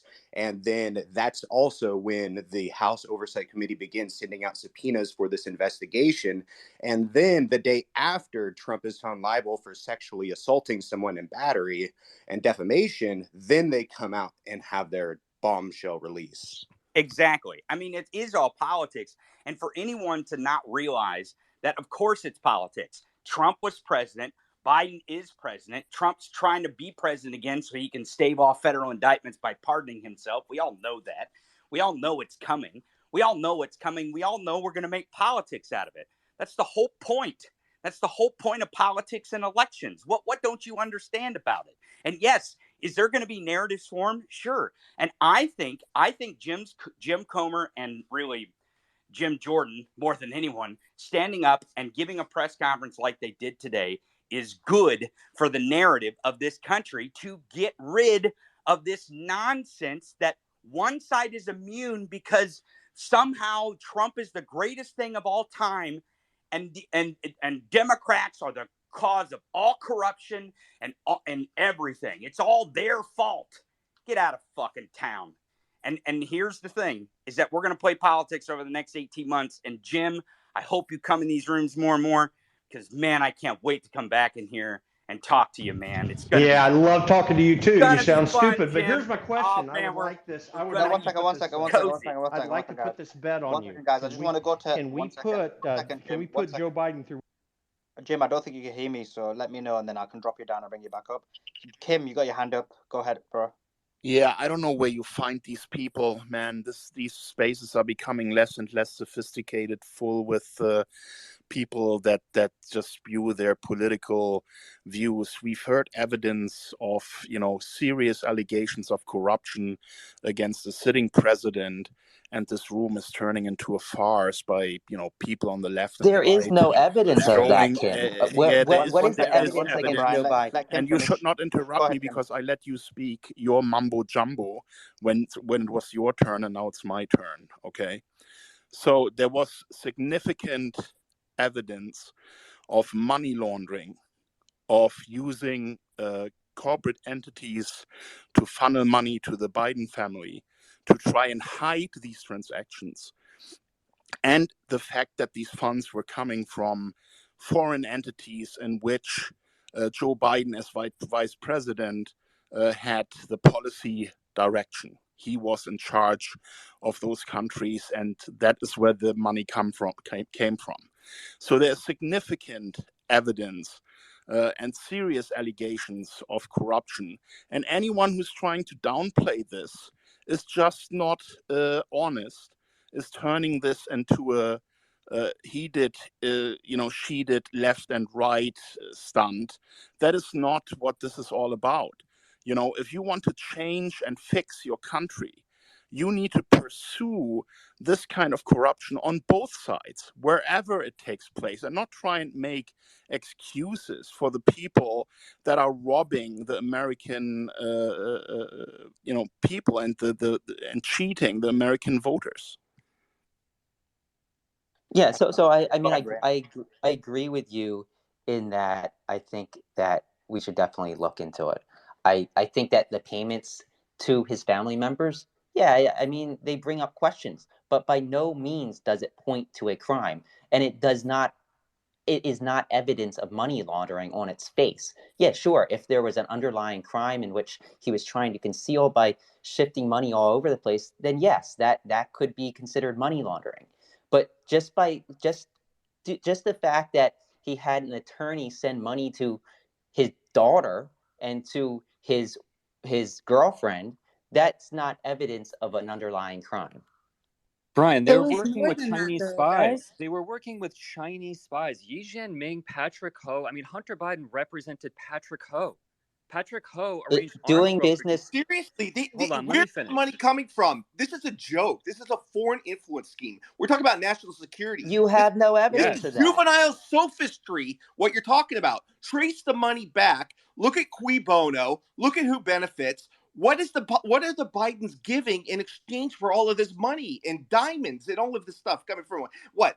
Diamonds? Are they Good giving faith diamonds to seed people? money? Come on, I can't listen to this sophistry forever. But Okay, just hold on you're one not second. We do have. Hold on. if Donald Wait, Trump let did Kyle any finish, of this, guys. look, Let Kyle hey, finish. stop Go for ahead, Kyle. just a second. Stop for just a second. We listened to the Russia hoax for 4 or 5 years. You had a special counsel. You dragged Trump through the mud for 2.5 years over nonsense and allegations. There were no real, I'm not until you talk about the Deutsche Bank nonsense, which was a lie. There were no real bank records. There was no foreign influence scheme to back this up. So start asking serious questions if people want to take you seriously, and stop this gainsaying on both sides. Because And by the way, the this is standard not here is. a joke. This is national security. And I've said And my by the piece. way, the And now I standard get to here is listen not. to your sophistry, okay, Brian and Dr. Danish. Thanks. I love you too, Kyle. But hold on one second. So are we all? Does nobody admit and understand that Patrick Ho has been accused and convicted of bribing officials from multiple countries, including in Africa, to sell grenade launchers, and Hunter Biden directly represented him? Not only that, Tony Chad Bobolinsky, Sudan. hold on, I'm not done. Tony Bobolinsky came forward with hard evidence. He literally had like 8 cell phones in his hand saying Joe Biden is the big guy in these emails. Joe Biden was receiving 10% of the funds and the proceeds coming from the CEFC energy deal. So Where wait. Let me just push back on that, because if all those emails on the laptop are real, which I think they probably You are. fucking kidding me? You are There's a still subsequent. saying the Let me emails finish. may not be real, dude. I mean, you've I totally said I lost it. assume they are, Kim. I assume they are. There's a subsequent email about the big guy saying that the big guy vehemently, or I don't know the wording, turned it down and said he didn't want anything to do with it. So you can use that whole big guy line, but if those emails are real, which I am assuming they are, then you just shot that argument in the foot. No, now Yeah, you're but if we conflating presume two that, totally Brian, then separate, we have to different. presume. You're We have to conflating two totally different things. How? No, I'm not. Wait, Explain. let's go to Charles. Charles, go ahead, bro. You want to respond?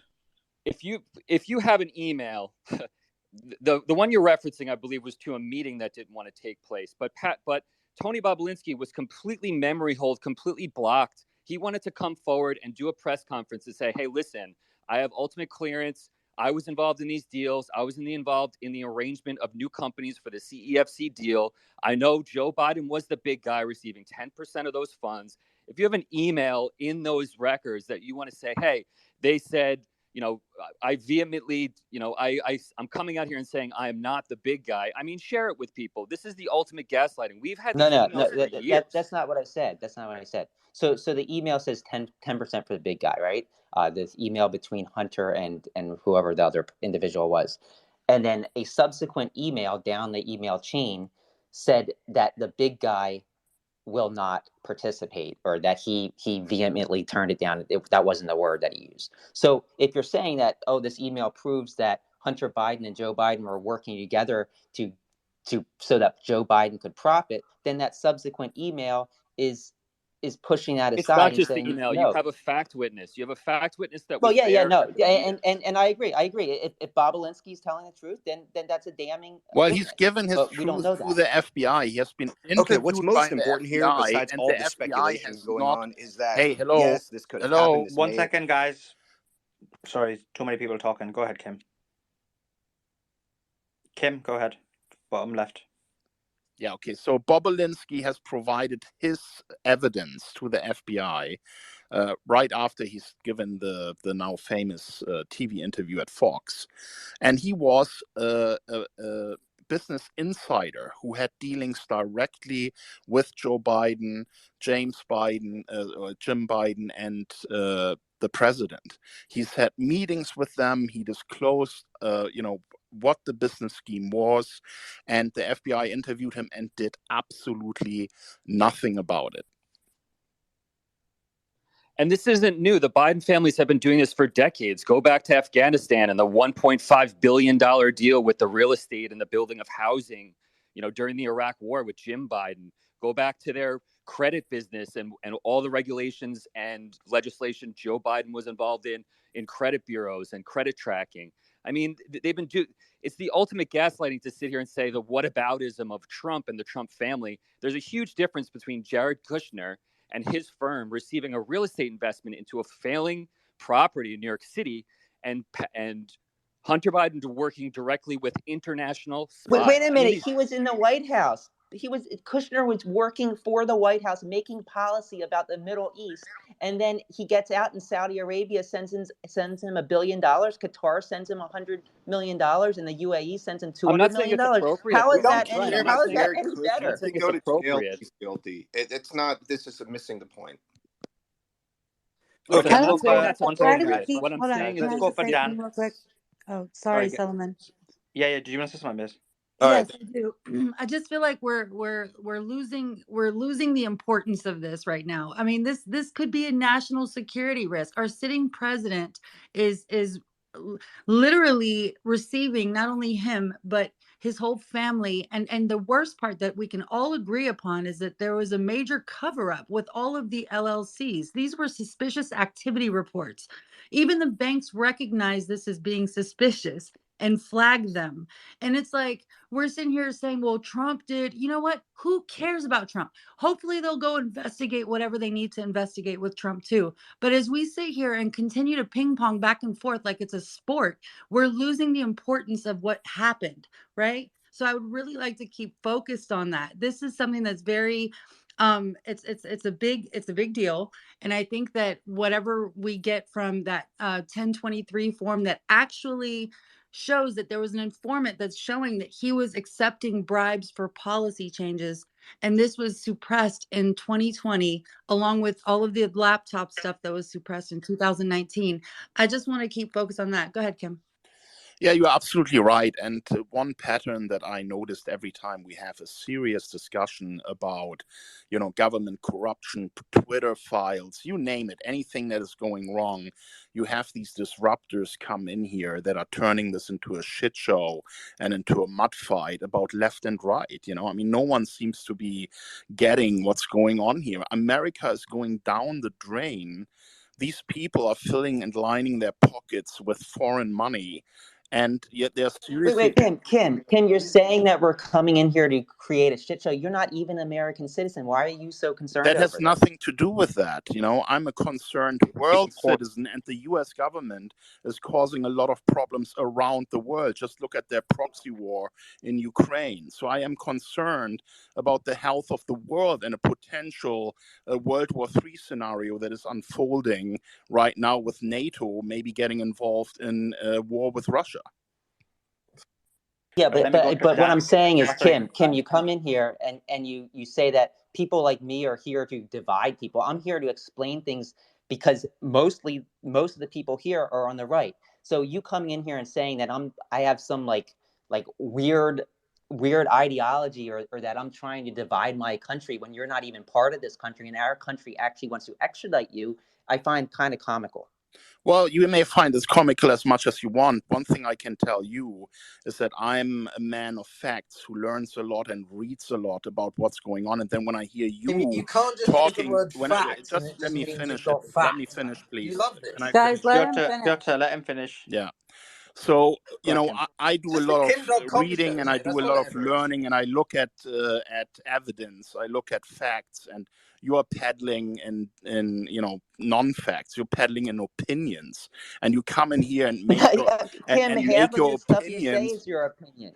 I just remind you that you discredited the Hunter Biden laptop just like everyone else in the mainstream media as Russian disinformation originally. I never said you did that. that. I said it in could this be. space. I said you it did could that. be. You I did said that it several could times. be. You said that the emails are forgeries. I never said it that was there's Russian evidence disinformation. No, you did. You absolutely did, and there were Show thousands. me where I said that. There were thousands Pull of that up. people Pull in that the up. space where you did that. Sorry, guys, you're both just fighting. Let me just go to Dan because I know he wants to respond, and then you guys come back because it's not. Go ahead, Dan. Dan, go ahead. Just unmute your mic. Yeah, unfortunately, I can't hear anything Kim is saying.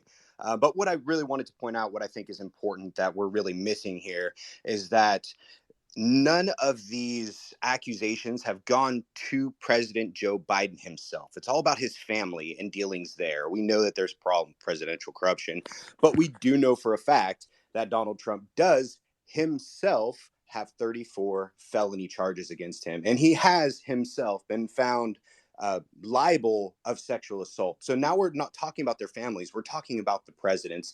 And the biggest thing that we're all missing here is we all know it's corrupt. Again, what we need to be looking at is legislative solutions to stop it from happening in the future. I want to see what the GOP commission has, as far as ideas for that. And I'd like to hear your guys' ideas on how do we stop this from continuing to happen, presidential administration after presidential administration. Oh, I would gladly take that. Salman, let me take that, please. I agree, Dan. Like, that's the whole issue, right? Because it's like, so Kramer, I think one of the issues when we got this press conference, like you can even hear, it's like oh, there was no, when we're saying there's no evidence, it's in the sense, at least in the press conference, because everybody throws up the emails and blah, blah, blah. And it's like, this was the moment, right? This was the time to present. It was like, oh, maybe, well, it's kind of hard to believe, et cetera, et cetera, et cetera, et cetera, right? But I agree 1,000,000%. I think there should be a very special category for presidents and vice presidents and their direct family members should have to, if you want to be president or vice president of the United States, you as an individual and your immediate family member, and the Congress can define at what area that ends, right, should not have any business transactions that might be specifically with foreign nationals. Like that could be banned. But then the issue is, well, then how Congress, right, just as we do with the president, like, okay, here's the salary for life, is there a way that you can do that for families? And by the way, there should also be a conversation so that way we don't run into the Clinton Foundation issue, right, of saying, now that you're a former president, former vice president, former first or second family, those types of dealings is permanent. But then, Congress then has to say, well, here's like a life, salary. Because let's be honest, I mean, being a first family or a second family, a family of the president and the vice president probably sucks. I think we can all agree it's not. You have the limelight, look at everything goes on. Let's look at the Trumps, the Bidens, the Obamas, et cetera, et cetera, et cetera. And so I think one of the ways we can do this is saying, okay, I think this needs to end. I think there should be bipartisan support on this, but that there's a special category for presidents and vice presidents, family members, where specific business transactions, specifically related to foreign nationals, is banned for life.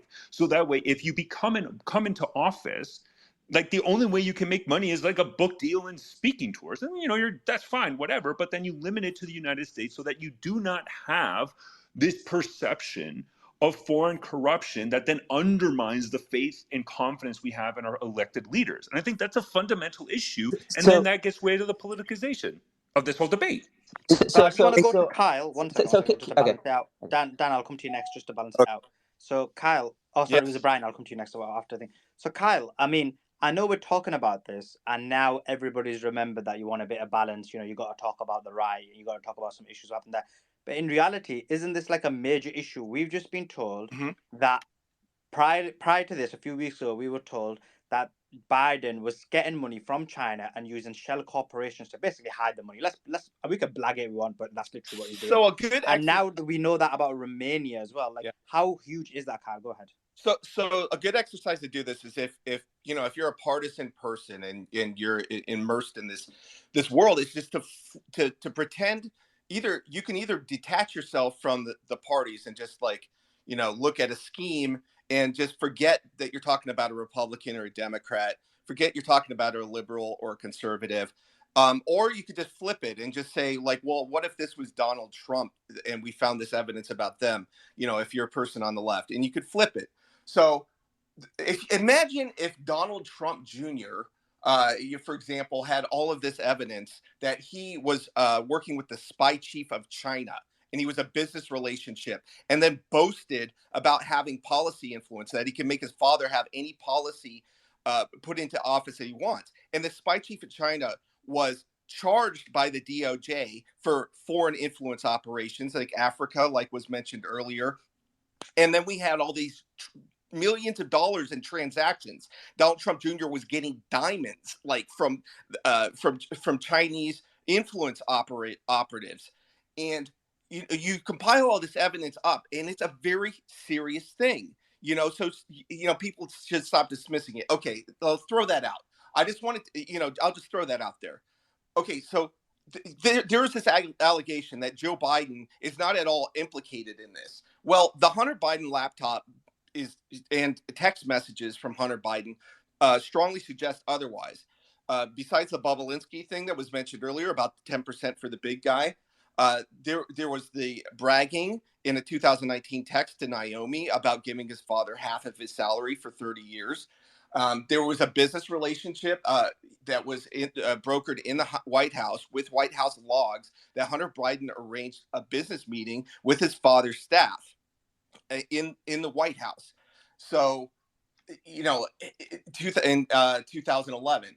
So there is evidence. There's bank records. There are things that we need to look at. There are concrete things. This isn't just a stupid press conference for political reasons to distract the country from the civil suit for Donald Trump or whatever. We need to put all that stuff aside and really focus one issue at a time. We need to walk and chew gum. When there are a lot of different stories out. This is probably one of the bigger stories. It's just been dragged out for so long that we have a tendency to ignore the significance of each development, because we've been hearing about the Hunter Biden laptop for a long time, for a couple of years.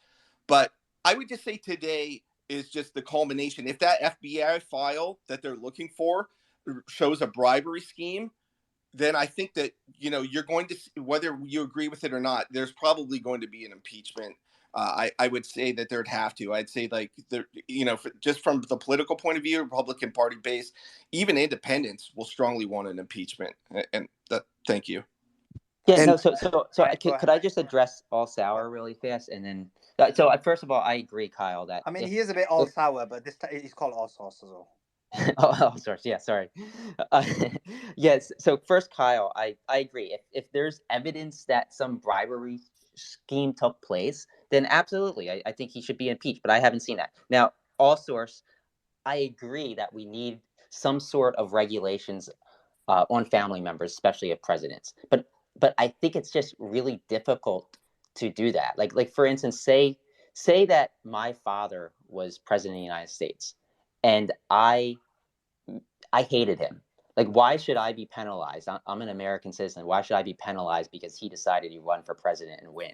So I think that there's definitely issues that need to be considered. I do think that at least, the very least, we should, and I say we, I'm not actually the president's son, but politicians' families should have reporting requirements and revenue requirements and how they're bringing money in. I think that all should be public. So I think there's a happy medium there that could actually be reached. And I think that if anything comes from this Hunter Biden thing, hopefully that's something that we do kind of agree on. And building on what Sauer was saying as well, he hit an important point that we failed to really talk about, is it's not just the executive branch. My opponent, Tom Cotton, for example, in 2014, when he was running for office, he took $1 million from an Israeli PAC. And why would they invest on some guy in Arkansas? Well, he's voted since then to give them over $35 billion in funding. And he's not the only legislator that they've been donating money to. So there's so many foreign countries involving themselves in our legislative process to get their own agendas pushed. And nobody's talking about things like that as well. It's not just the president. Repeal Citizens United. I'll say it. Repeal Citizens United. Listening to everything. Listen, first of all, Hunter and his father shared a checking account where bills were paid out of that checking account. So that's number one. Number two, the Biden family operates like the mob. You kick up to the boss. That's the way it always is. But more importantly, Hunter Biden and the entire Biden family is a foreign intelligence dream to the agents out there. How many prostitutes were probably foreign agents that Hunter was engaging in? And the reality is that his name and the Biden family name had to come across our CIA chief's desk multiple times, the NSA chief's desk multiple times. And so what did our intelligence officials, the top intelligence officials, know about the Bidens? I think that is a huge story that's not getting discussed because they were aware of what was going on. There's zero doubt that foreign agents were targeting the Bidens. There's zero doubt that we would know about it. And there's zero doubt that the intelligence chiefs didn't know about it. James Gallard called Hunter Biden the true cheek of Washington. That's what he called him. And just to go back to that point that was brought up by Brian and the follow-up email where he says, oh, they denied it. Again, that was conflating two different things. So you were referencing a text message that actually was presented by Tony Bombshell that says, both James's lawyers and my chairman give an emphatic no. I think we should all meet in Romania on Tuesday next week. Zhang will be there, and so will be the completed agreement if they stick to schedule. That was related to Tony Bobulinski wanting to be on the board of governance for Sinohawk, which they set up explicitly for the deal. So it wasn't in relation to paying the big guy, as was said before. And that's what happens here. There's so much information we have on that laptop. I mean, Americans like me saw this 2 years ago, and it was, imagine going into a deep hole for the disgusting depravity you saw on this laptop, not just in Hunter's personal life, seeing him on television, walking down DC, knowing the disgusting, depraved things that he did, But then having Joe Biden get on a debate stage when he canvassed 50 former intel agencies like they've been doing to say, oh, this is another Russian propaganda campaign. It's the ultimate gaslighting to the American people, and we're just so sick of listening to it. So you need to be clear on these facts because they're super important. It's a big deal. It involves national security and the sovereignty of the United States. But can I just ask a question of when we're talking about Biden and China specifically on a policy point of view, right? Specifically because I think there's an implication there was a quid pro quo because of this of Hunter Biden, which should never receive money to China. Got it. But when we're talking about like since Biden was elected president, what policies did he do that was in the benefit of Xi Jinping? Because I've been on Spaces with Kim arguing vigorously about China and Taiwan. Biden is the first, let me repeat this again. Biden is the first president that has broke 5 decades of US policy of ambiguity if we were going to go to the defense of Taiwan. Biden broke that 3 times, blatantly stating if China attacks Taiwan, we're going to war. So I'm just trying to get specific policies that are beneficial to Xi because almost the entire Biden policy, foreign relations, besides Russia, Ukraine, has been very aggressive on China. And unless somebody disagrees with me, I would love this debate. Yeah, just briefly, and I have to go. The first thing I would look at in terms of China is obviously the COVID policy. They never held China accountable for that.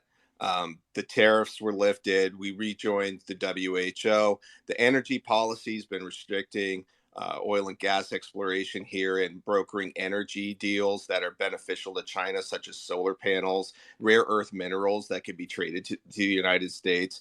So there are policies. I would agree with you that Taiwan is I would consider that an outlier almost. It is a strong policy indication that obviously is not favorable to China's preferences. So I will give you that one. But I think in terms of the rest of the policies, it has been beneficial to China in a lot of regards. But the Taiwan one is an interesting counterfactual to that. What about the I think there's a LNG deals, misconception. Kyle? What about the LNG deals with Rosemont Seneca? Has nobody seen the prospectuses in Chinese of all of the assessments of LNG deposits across the United States, all the discussions on building new infrastructure, that Cuomo email, the Whitmer emails, California Newsom's involved in this? I mean, has nobody seen that prospectus? But I think there's, because here's the interesting aspect, right? So one, not all tariffs have been listed. I just said it earlier, almost 350 billion of Chinese tariffs are still in place to this day against China. So, but when we're talking about energy policy, which is separate, but I think a lot of people forget a lot of that, like unless the U.S. government and this has kind of like been something that, and anything, the Biden administration has continued a lot of the very aggressive policies of ensuring China does not continue, and this is from the Trump. I mean, I think people forget, like the Trump-Biden policies related to China have a lot more similarities than dissimilarities. Like it's basically a continuation of those policies because the Biden administration specifically has been very aggressive of ensuring that China does not buy foreign property or even in critical infrastructure in the United States that can threaten our national security, specifically around U.S. military installations, national security installations, et cetera. So I just, like, we can maybe onesies or twosies in the energy, and the energy is always very interesting because that's a lot of private involved, and the government we don't have like a national oil company or tend to have like a national oil policy per se. It's a lot of it's private driven. We just give land and hope that oil companies do it. But like one of the bipartisan aspects of this, and look at the anti-China basically committee in Congress. It's probably the most bipartisan committee out there. But you're arguing that because Biden's policies haven't changed all that much, that shows that he's not corrupted by China. Most of this money was given to Biden prior to him becoming president of the United States. It's completely irrelevant. It's buying influence. But that influence didn't get you anywhere. That's what my argument is, right? Because if it's a quid pro quo, where's the quo? Where's the, like, that's the thing. Like, if let's say if Joe Biden would come out and completely undermine our China policy related to Taiwan, okay, then we can have an argument. Wait a minute, is this guy beholden to China's influence? I mean, I think the whole Russia gate, one of it is like, well, why is Trump always praising Putin? Biden does not praise Xi Jinping, and I think, and again, we had China and Taiwan policy debates in this space consistently, and this is something with Mario that always comes back as like, wow, I'm like, if China invades Taiwan, I've always said it, like Biden has stated specifically, we will go to war, like it would be World War III at that point, or at least a major Pacific war, like. Let's look at the amount of money U.S. military deployment to Taiwan. I mean, like it's massive. If you don't mind, I could quote really quickly Peter Schweitzer, who's done far more research into this subject than pretty much anybody I know. One thing that he argues, and I just want to quote him really quick, when Biden came into office, 18 months into it, he says that the United States has had a retreat by 1,000 small steps when it comes to American policy towards China.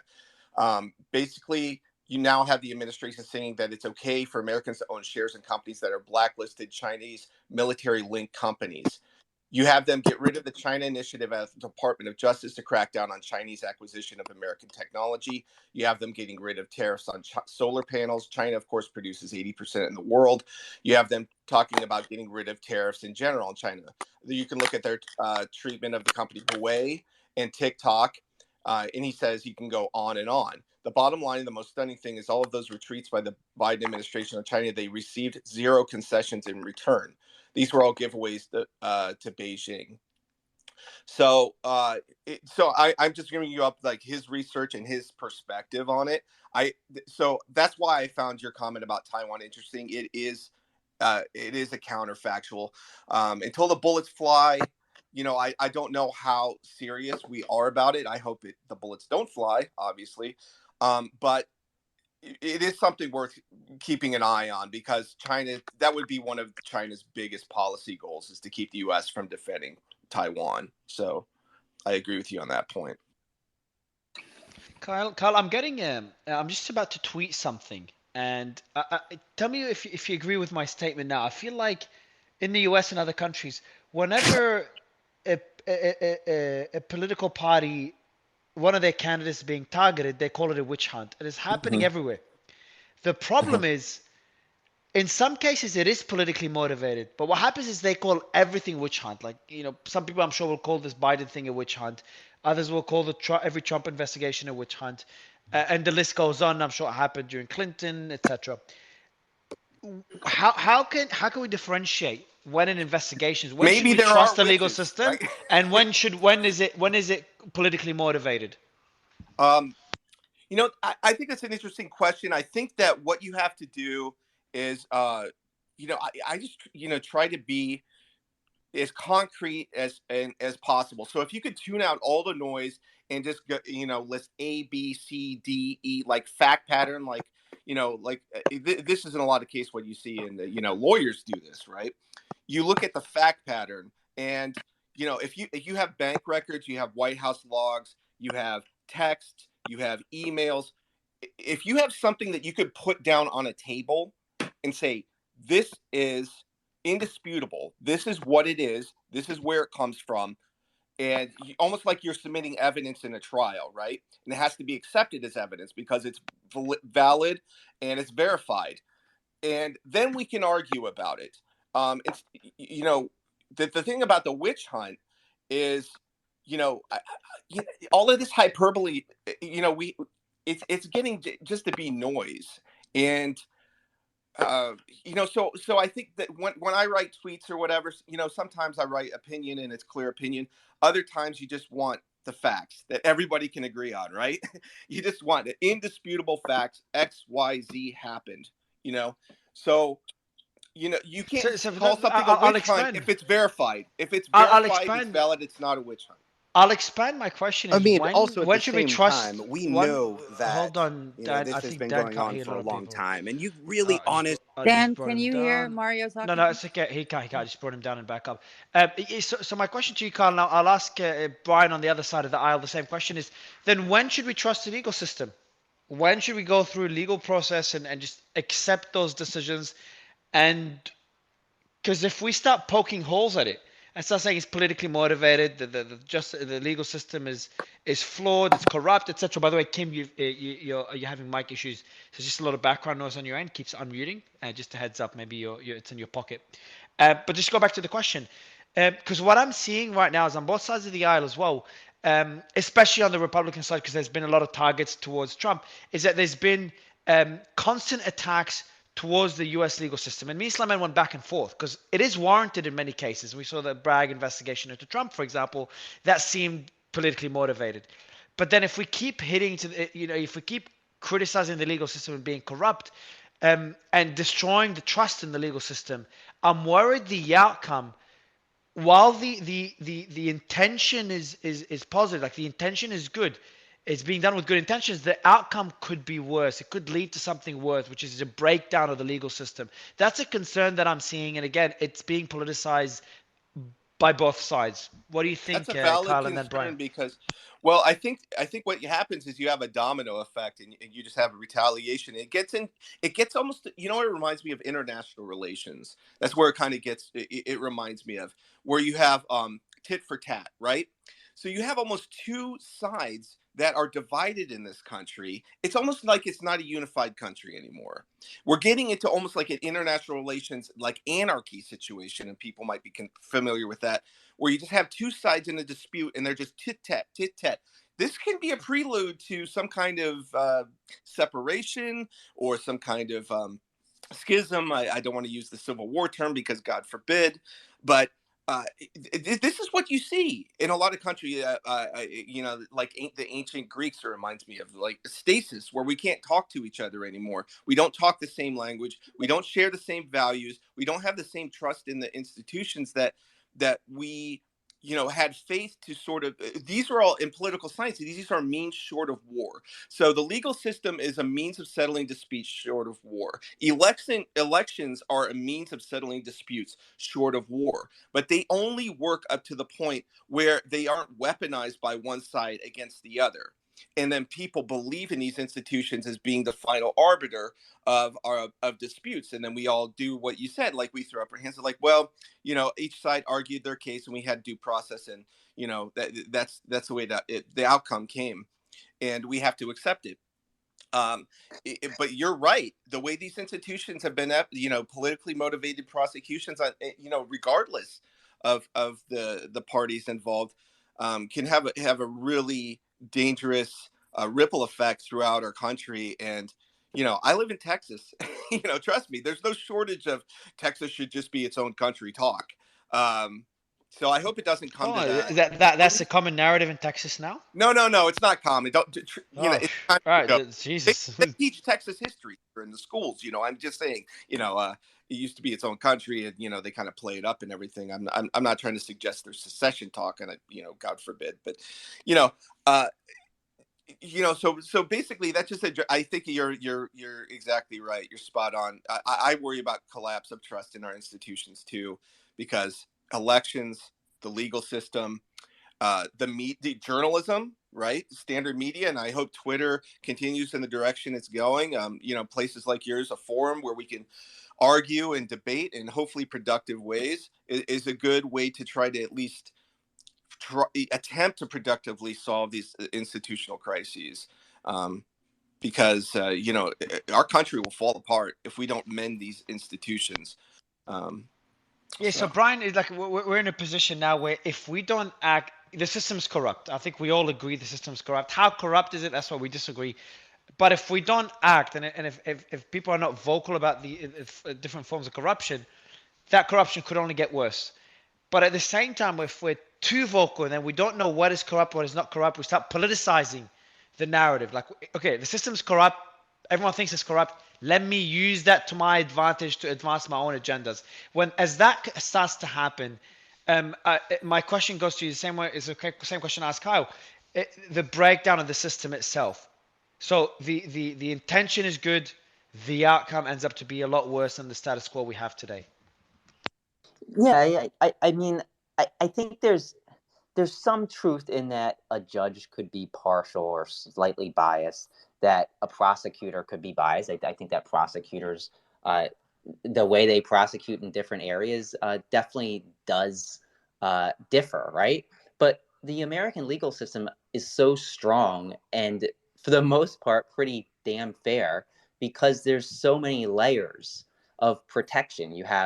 First, you have the prosecutor. So a prosecutor, a career prosecutor, they know the legal system. Typically, they're going to follow what the law says. And sure, they're going to have biases to some extent. But after the prosecutor, you're going to have a judge, and judges are known to be impartial. That doesn't mean every judge doesn't have their own biases. And then you have a jury, which both the defense, the prosecution, they get to select. So I think that I think that it's not fair to say that the American justice system is perfect, but it is fair to say that it is one of the most perfect on the planet. And there's going to be people that are going to say that all these people are biased, and that's why Trump got indicted, and if he got convicted, it's going to be the jury and the judge's fault. But overall, I don't think that is the case, and I also feel that the right is definitely leaning more in that direction right now, at least when it comes to politics and people of power getting indicted, than the left is. I think the left leans more on that when it comes to racial issues, like if an African American is prosecuted for something, or a cop is No, prosecuted but for the hold death on. of an What I'm African. seeing, Multiple in terms people. of the left being like, what up? Go ahead, Nicholas. Multiple people in Trump's orbit were charged with FARA violations. Now, here you have Hunter Biden and Biden family that aren't registered as foreign agents doing the same exact thing. We have multiple Democrats that have done the same exact thing. Not a single one has been charged with a FARA violation. So to sit there and say that the judiciary hasn't been implicated, it isn't biased, is just completely false. There's I, no just a laws. question for There's you, no. real quick. Okay. Just a real quick question. You were one of the people that said you called Michael Flynn, a 3-star American general, a traitor. You said Michael Flynn committed treason. Knowing what we now know with Judge Emmett Sullivan, who went rogue just like Bragg, they had no evidence. It came out that it was embarrassing, the prosecution they had. He was taking calls necessary to the incoming administration on what his job was. Do you think Judge Emmett Sullivan was a rogue prosecutor, or was that a fair trial?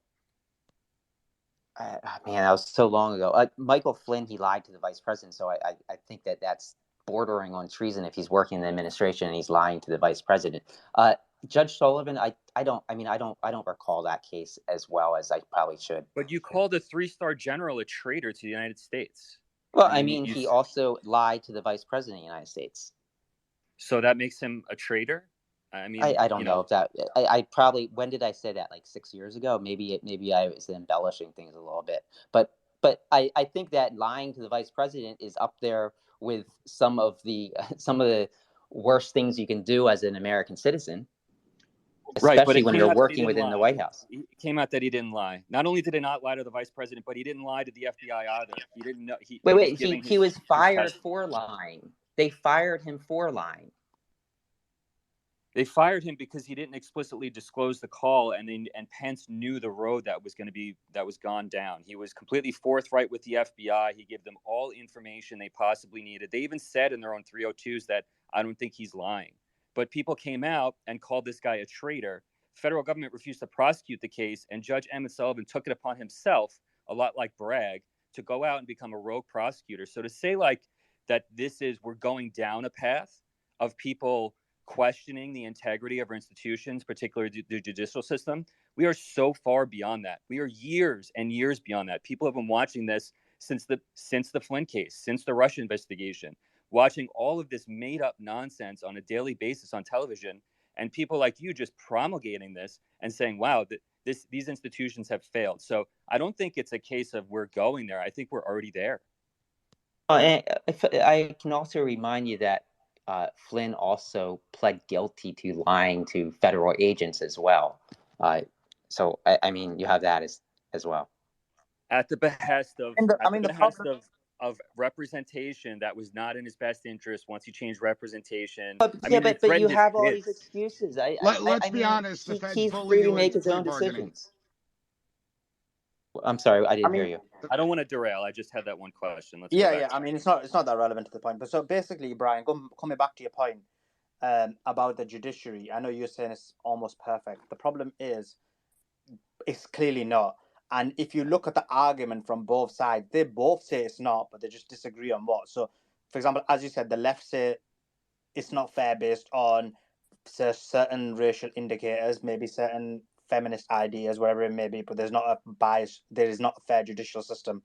And then similarly, people on the right are saying that basically the judiciary is there to attack the right and to attack conservatives, and essentially we saw that in the Trump case. So when you put that together, it's quite clear, like not clear, but from their perspectives alone, you put that together, and it seems like there's significant issues when it comes to the judiciary. All right, so Simon, okay, that was a silly, broad, vague comment why you suck up to Kim. I swear, that was just such a vague comment. Oh, the left say there's these cultural, ethnical reasons that it's not perfect, but everyone says it's perfect, but it's not perfect. And then the right say it's targeting the right because at points A, B, C, and it's not perfect. Yes, both sides agree it's not perfect. Brian didn't say it's perfect. Anyone that says it's perfect is an idiot. It's far from perfect. It's far from perfect.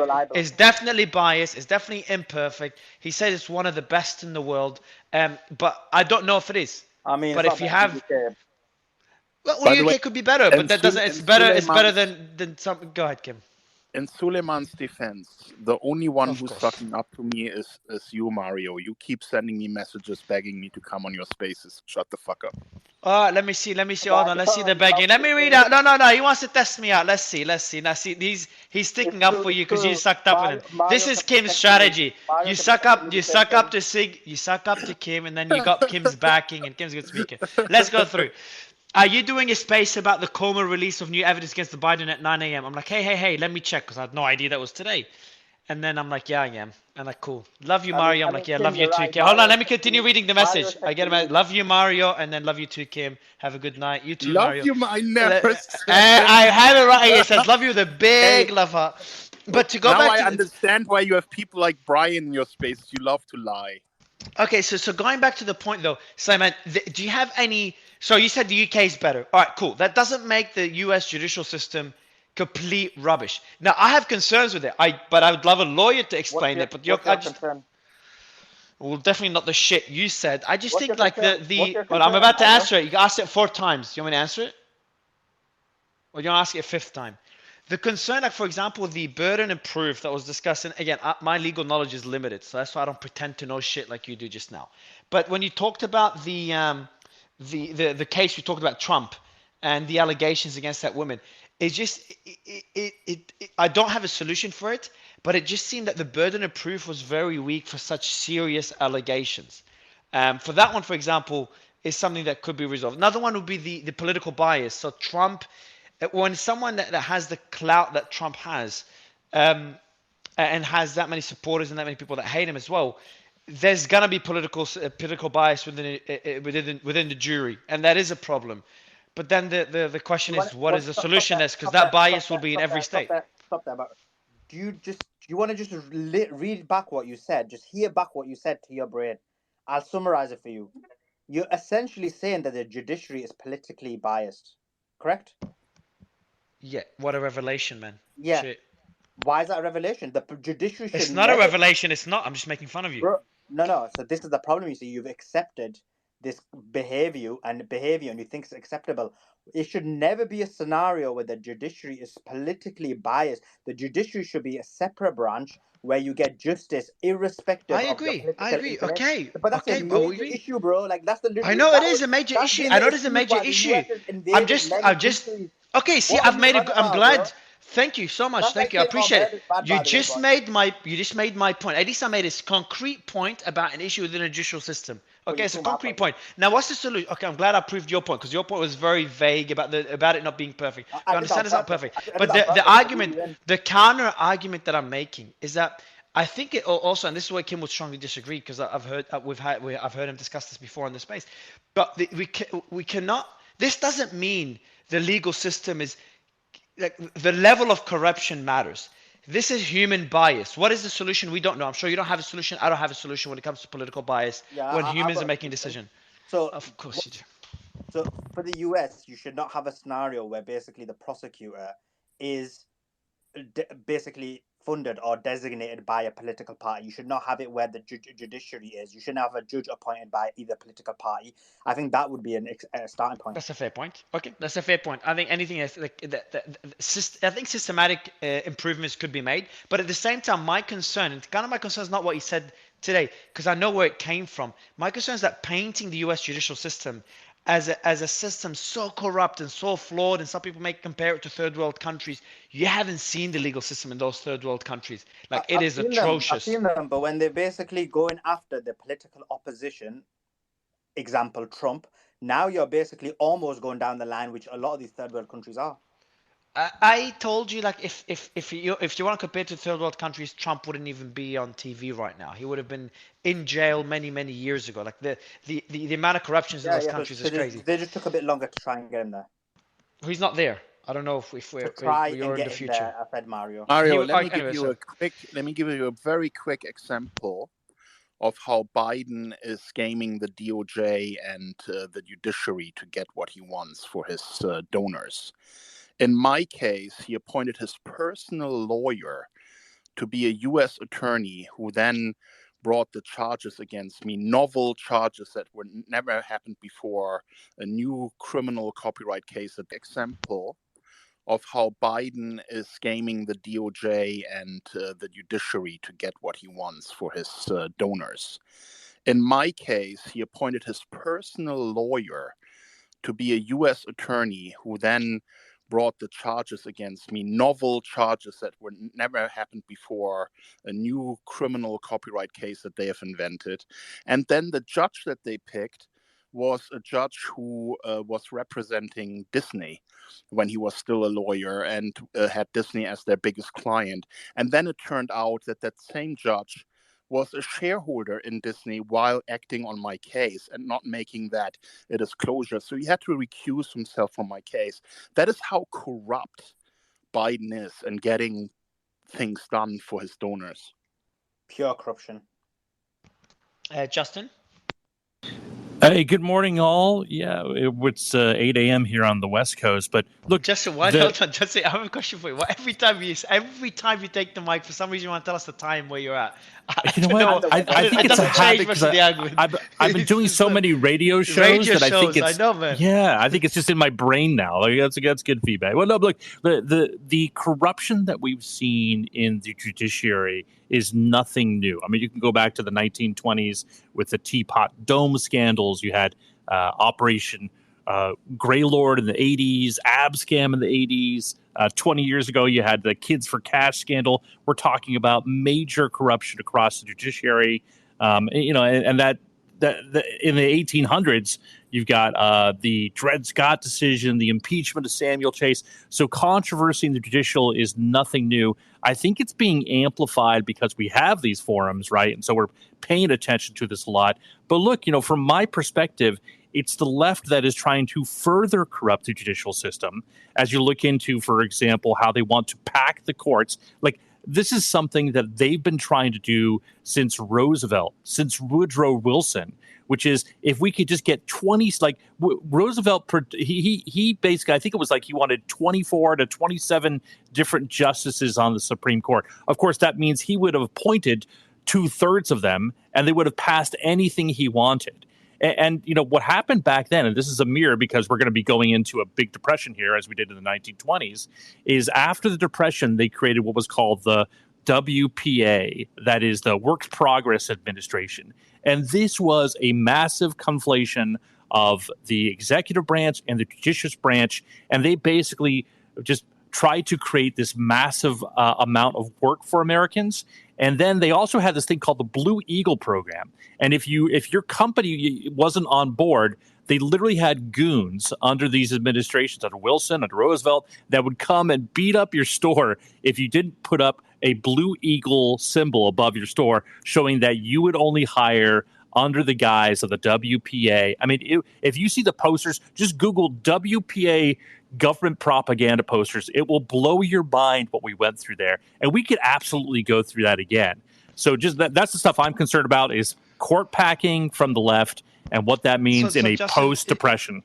So when you say it's from the left, I want to dig into this a bit further and about the reasons for that. I'll give you examples of different. I looked into the three most notable examples of corruption in the judiciary system in the U.S. One of them is Operational Grey Lord, was a federal investigation into corruptions in Illinois court system. That was back in the 80s. 15 judges and 48 lawyers and other court personnel were charged with bribery, tax evasion, and perjury. There's another one, Kids for Cash. That was in 2011. Two judges in Pennsylvania who received kickbacks for sentencing children to private juvenile detention centers. And I'm going to end this point and move back to what the revelations today regarding Joe and Hunter Biden, the Biden family, because there's some serious points there. I want to kind of summarize them for the audience. But to kind of conclude this point, Operation Lost Trust was a federal investigation into corruption in South Carolina in the 80s again. So these are the three most notable ones over the last few decades. And that included 28 legislators, lobbyists, and other officials. Now, in those three investigations, I looked into it a bit further, and it's judges and officials from both sides of the aisle.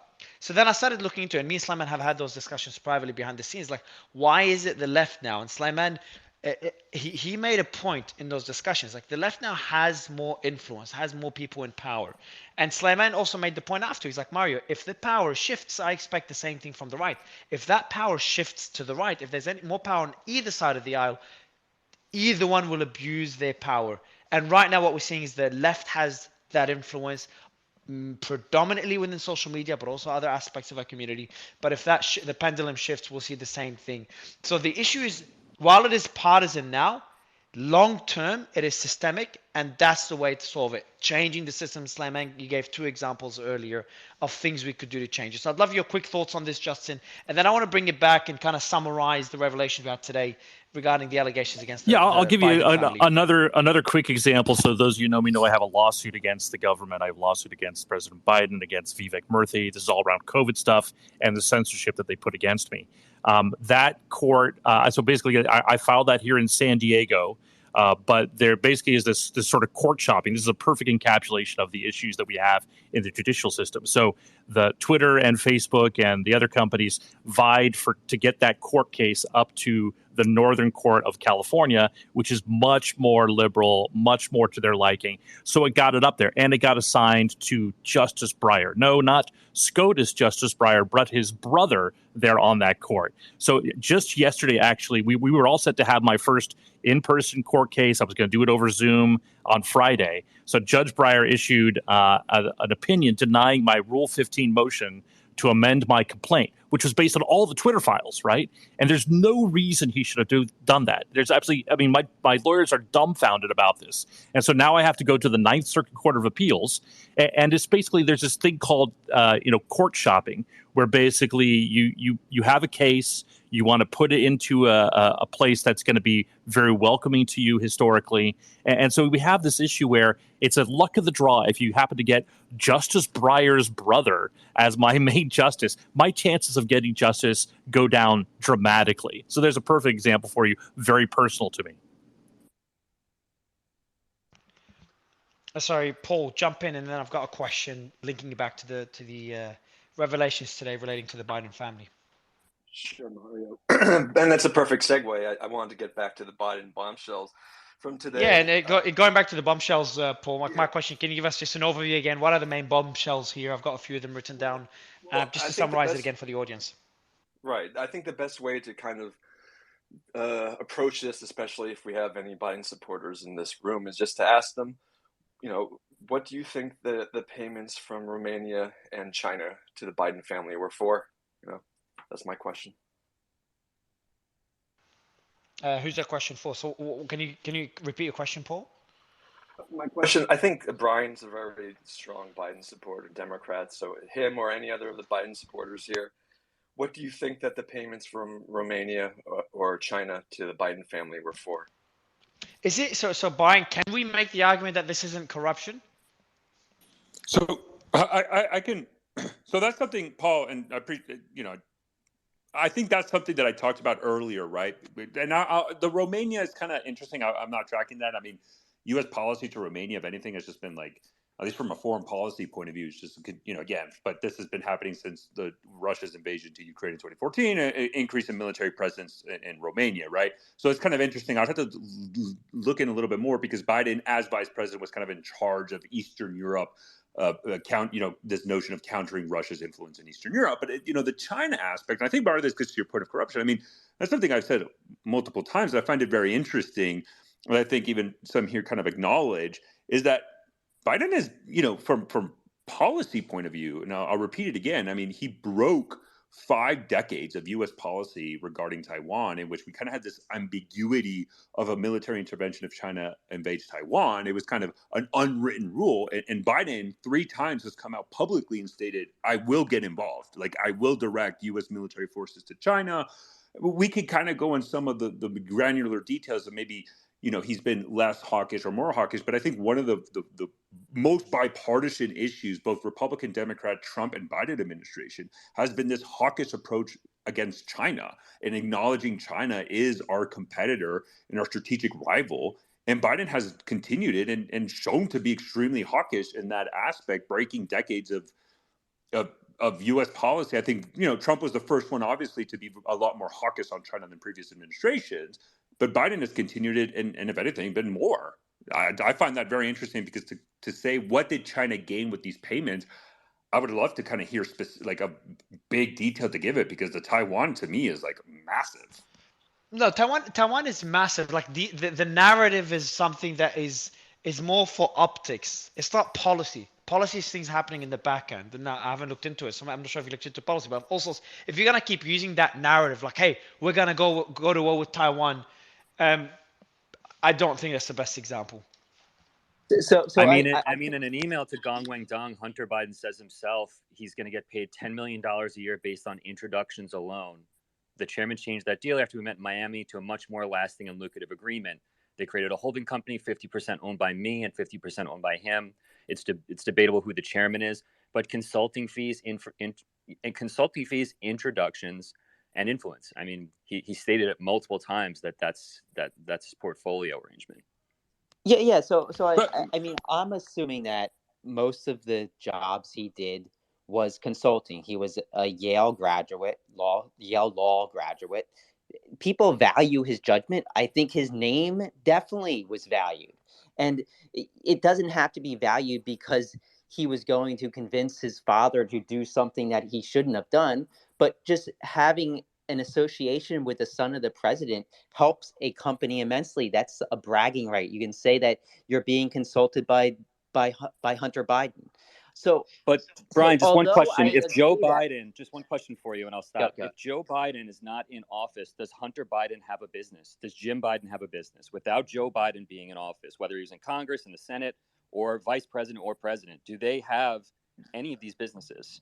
Well, most of these deals were made when Joe Biden wasn't in office. But to answer that question, I would say yes, because these deals took place when Biden was not in office. Do I think that they got these deals because of their name recognition? Absolutely. And I think you can definitely argue the morals of it, but just on the face of it, you can't say this is criminal activity or Joe Biden was providing something in exchange for his son getting a job. Brian, if this was reversed and if this was Trump Jr. who did it, yeah, go ahead. Finish what would you be saying? Well, I mean, Trump Jr. was traveling the world, making money for his be father. honest, come on, you'd be lambasting. Well, yeah, no, so okay, I keep hearing that. Let me ask that question in a broader way. So if Hunter Biden got deals using the Biden name, just the fact that he's Joe Biden's son, is that fair? Yes or no, briefly. And then I've got. Is it fair? I don't think it's fair. Not fair. Sorry. Should it be penalized for it? Should it be legal? I don't know. It's a good question, and I think that's something Mario. It is legal. That's the issue, though. That's I know exactly. Okay, so perfect. That's the issue. Because that was an easy one. And then if Trump's son, let's say Donald Trump Jr. or Eric Trump, got a deal just because they have Trump in their last name, is that legal? And should it be legal? That's the issue, right? That's the conversation that we're having. This is the least. If this is the conversation we're having, that leads to my next question, Charles. What is the one thing out of the revelations today? What would you say is the most major that you heard today, Charles?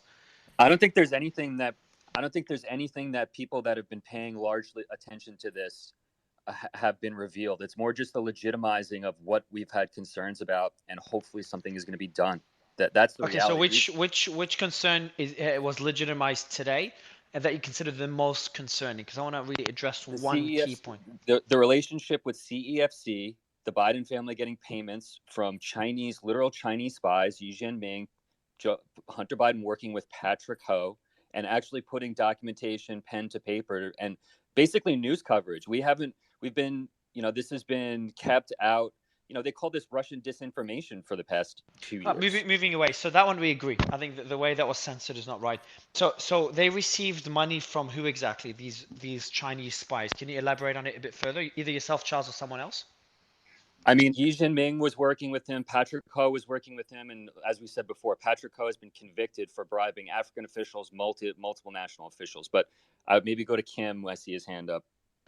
Kim? Yeah, I just want to correct one thing that Brian said real quick. It's just one more of his many, many lies that he's spreading in your spaces. He said that they didn't receive any money while Biden was in office, and Comer made that clear today in his press I didn't conference. say that, Kim. I did Yes, not you say just that. everybody just heard I you did say not that. say that, Kim. Everybody just heard you say that, Brian. I did not Everybody say heard that. you say that.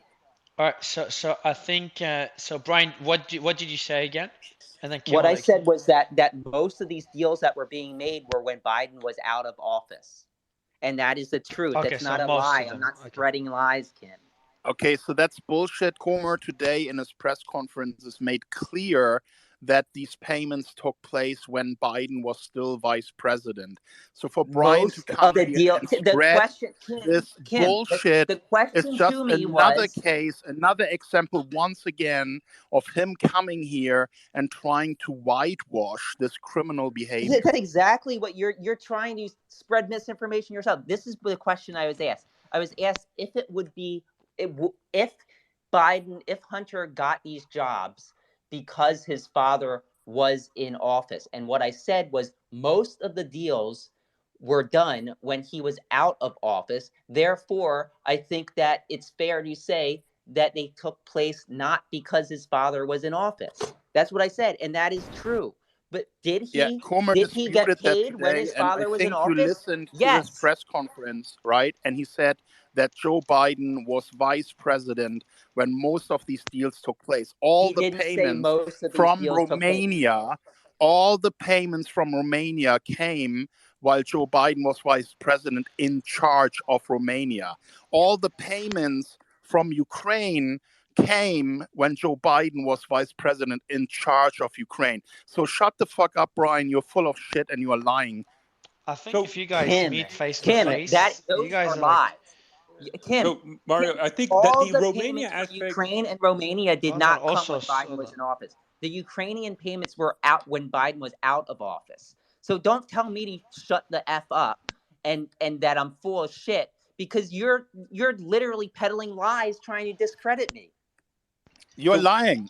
It was all in the press And conference today. We all listened to the same thing, and Show me the trying clip to where they twist said that it. all the payments from Ukraine were when Biden were in office. I'll ask I'll censored admit man I'm if lying. yes, censored man. You've clipped the whole video, so maybe you can find that clip, censored man, and then send it through to me, and I can forward it to both Brian and Kim. While censored man is doing that, Slamman, I've got a question for you. What do you find most concerning? You've covered it all in the thread that you nicely tweeted on my account, probably full of false things, false facts. But what would be the most concerning part of the press conference today that you heard, Slamman? I mean, from today, probably not as much. But when you combine it with what happened last time, and basically you've got a scenario where the vice president of the United States is clearly getting these. I mean, you can blag it how much you want. I get people need to go onto their position. No, let's go. No, sorry. I'll give you the mic. Sorry, I don't. No, just one example. I want to dig into one. I really want to go deep. Let into me one. give you one example, Go ahead, Kim. Mario. When Joe Biden was vice president, he traveled to Ukraine, and he put a threat on the then Ukrainian President Poroshenko, and said, if you don't fire the prosecutor that is investigating Burisma, where Victor his son Shokin. was working, then you're not going to get U.S. aid worth $1 billion. We're going to cancel it. And he was bragging about that at a news conference. So, for Brian to come here and say these payments did not take place while Biden was active as vice president is I just did not say pure that, Kim. You're bullshit. putting words in my You mouth. did. I said You most did. of the alleged payments. Look, there's thousands of people in the Kim, space. Kim, just They Kim, all heard what you're you lying said. about me They could trying to all call me a hear liar. I'm sick what of you it. were I'm sick I saying. feel like if you guys ever meet face to face, you guys are like some of the nicest people I know. It's crazy. The audience now thinks you guys will kill each other. Guys, they'll hug like two little kids. I know them both personally. I'll hug him. Yeah, Kim will not say that now, but I know he will as well. Also, question for you, just on the example that Kim gave. When Joe Biden was vice president, traveled to Ukraine, and then he threatened the then president and said, "If I'm going to paraphrase what Kim said, if you don't fire the person investigating Burisma, we will cancel aid to Ukraine." Is there more context on your end? Also, have you looked into this at Yes, all? yeah. So the specific prosecutor general, right?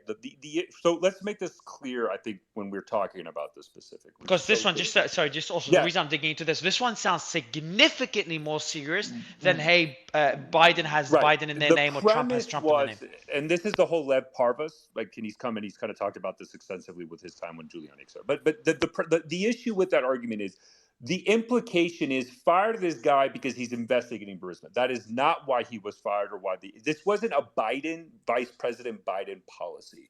This was not only an Obama administration policy, a U.S. policy. It was a European Union policy, and it was the International Monetary Fund policy. It was a widespread policy around the West against this attorney general because this specific attorney general was highly corrupt, and he was not investigating under the Poroshenko government. He would not investigate corruption. And so the idea was, if the Ukraine wants to be and receive Western aid, you need to fire this guy because he's not prosecuting any corrupt officials within Ukraine. So this wasn't a Biden. This was Obama, U.S., EU, IMF, across the board Western policy. And that's important context and information to that as Right, well. but that was the narrative. That's not what Shokin said. That's not what Shokin Yeah, said. that's the narrative. That's exactly right. And it's not confirmed by any evidence. The evidence is that Joe Biden was vice president when he made these threats, and that during that same time, Hunter Biden received money from Burisma, the company that was investigated by that attorney general. None of this other stuff is relevant. And Victor Shokin So keep in mind, he came out personally and refuted that. I mean, he gave an interview where he said he was fired because of investigations of Burisma. Now, Lev Parnas has come out and said, "Oh, I have audio evidence. I have secret recordings." By the way, who's currently under investigation. I don't know why he would come into these spaces and make any allegations like that. But he said, "Oh, the testimony that Shokin gave, actually, that's false testimony. I have secret recordings where Giuliani was pressuring him to say that, and maybe in the future that'll come out, in testimony in front of Congress." So Charles, do we have? I'm just quick question to you, Charles. What evidence do we have? So again, paraphrase. If you don't fire the person investigating Burisma, we will cancel the aid. So what evidence do we have on this? Both sides of the argument. What evidence?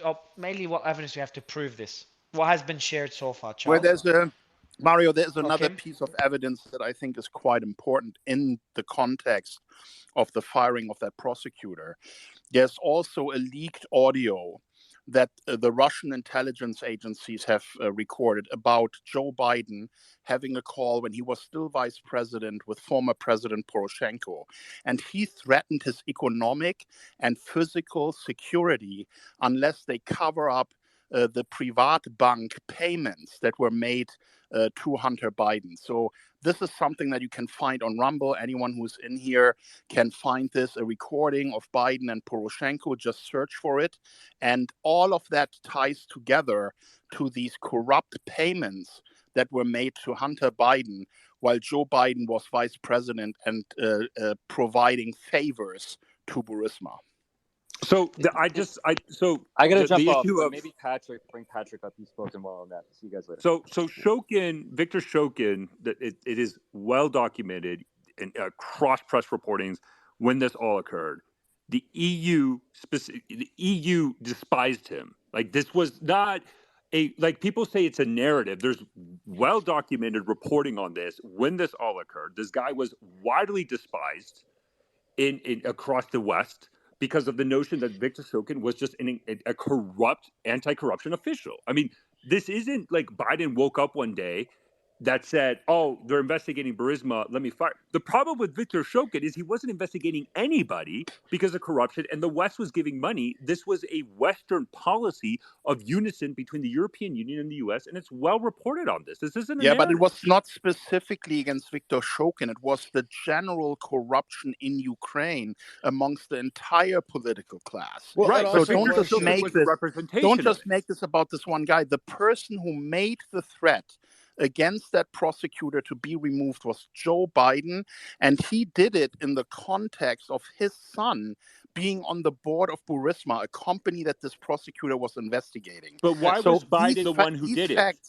These facts by itself look extremely suspicious, and anyone who argues against this by saying, yeah, but the EU was also not happy with this prosecutor is missing the point. There's additional context to that. So And also, I put the evidence of what this Allsource is inside of saying, the link. I put the evidence of this inside of the thread. This is actually a government document, and it shows that by his own account that he did that. So Kim.com is on point.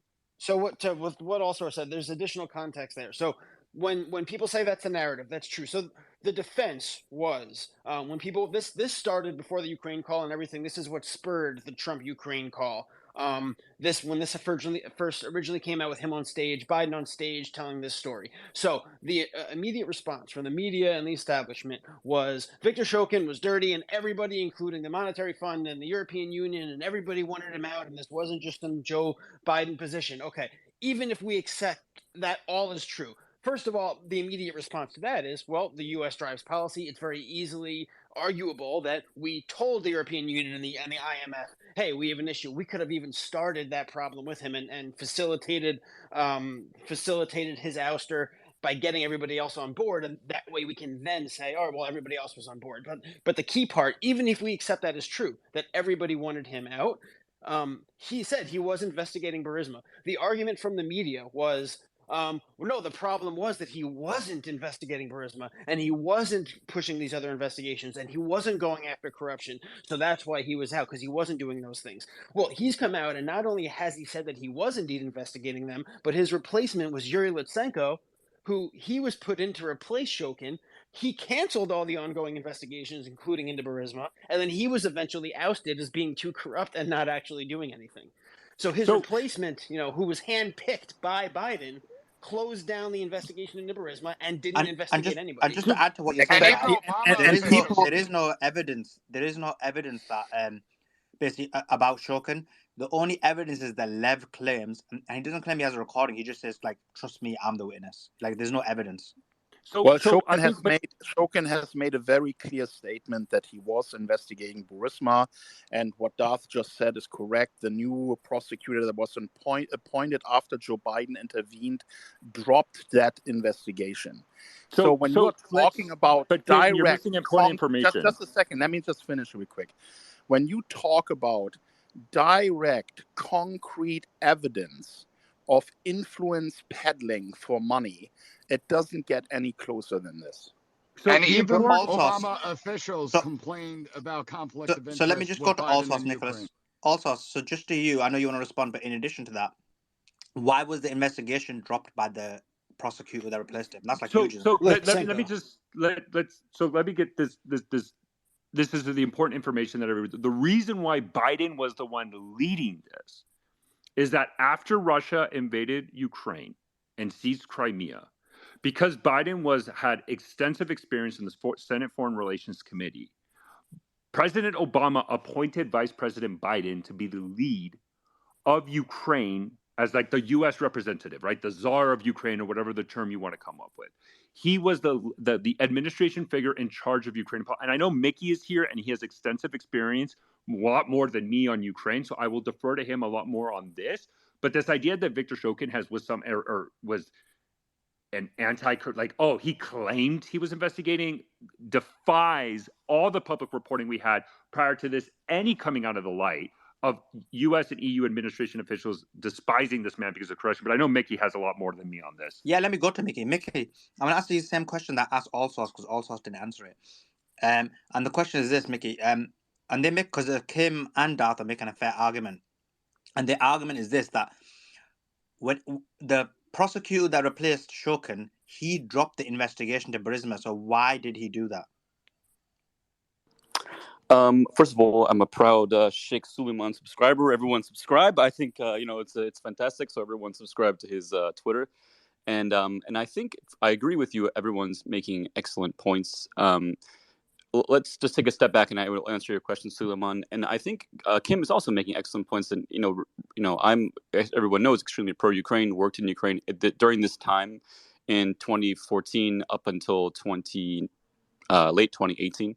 I was in Ukraine quite a lot working, and we did hear rumblings about President Biden having meetings, deep meetings in Ukraine, and I think these are problematic. I think we can all agree it's problematic. And any investigation of corruption that leads to conviction should lead to jail time, certainly. And I think it's possible that the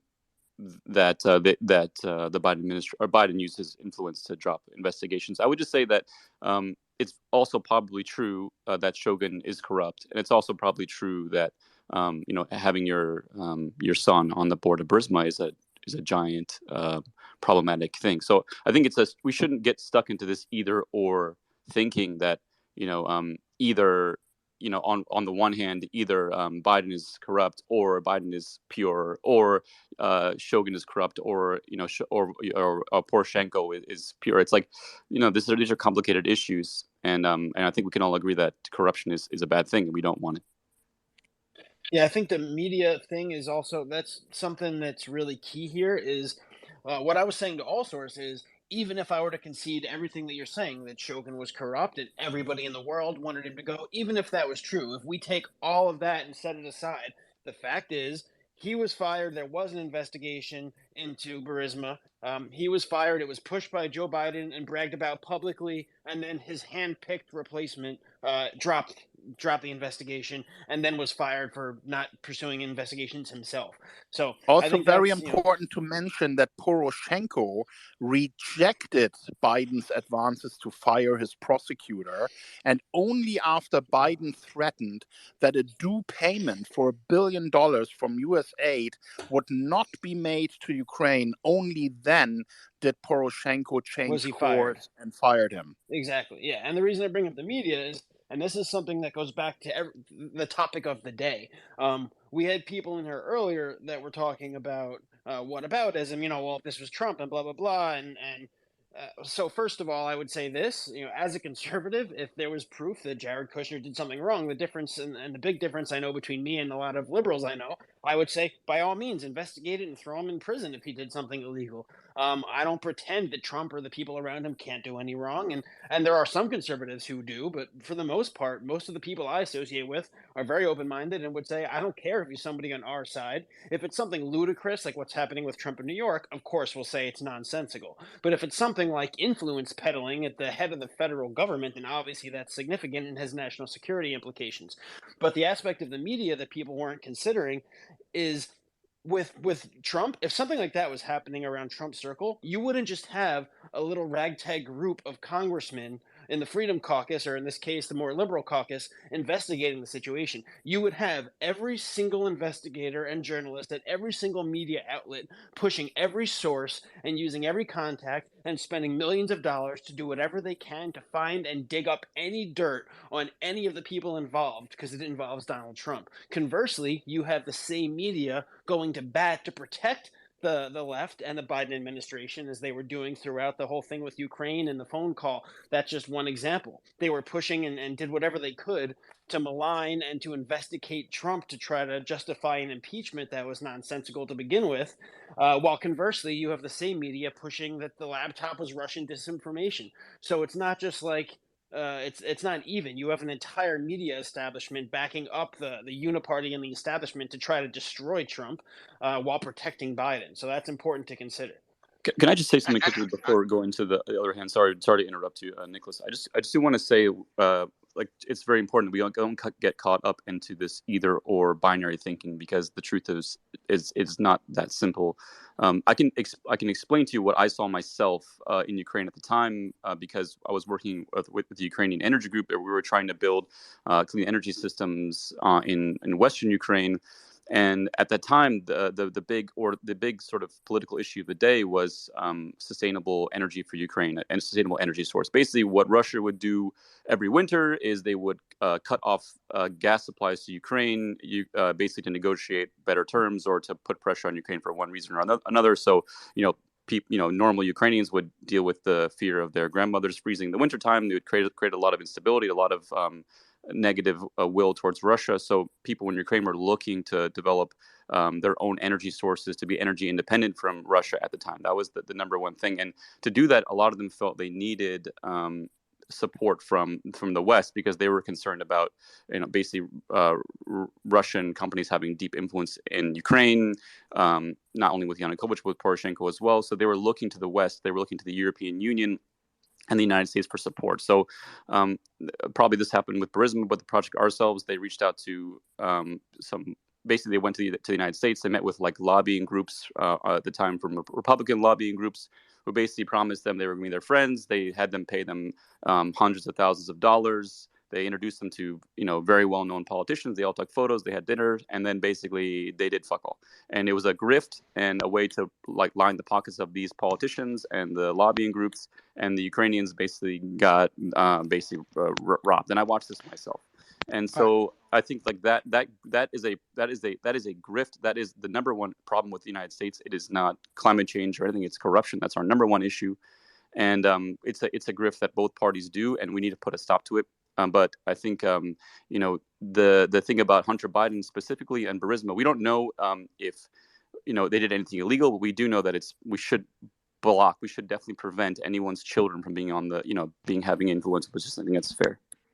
All right, so Mickey, I just got a message from Slayman that there's the Trump town hall tonight at 8 p.m. EST. So we do have a space planned for that.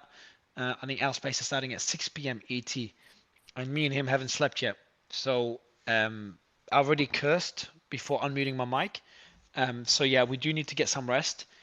So I'll give the mic to Kim.com just for final words, because I know he's been covering this story very closely for a long time now.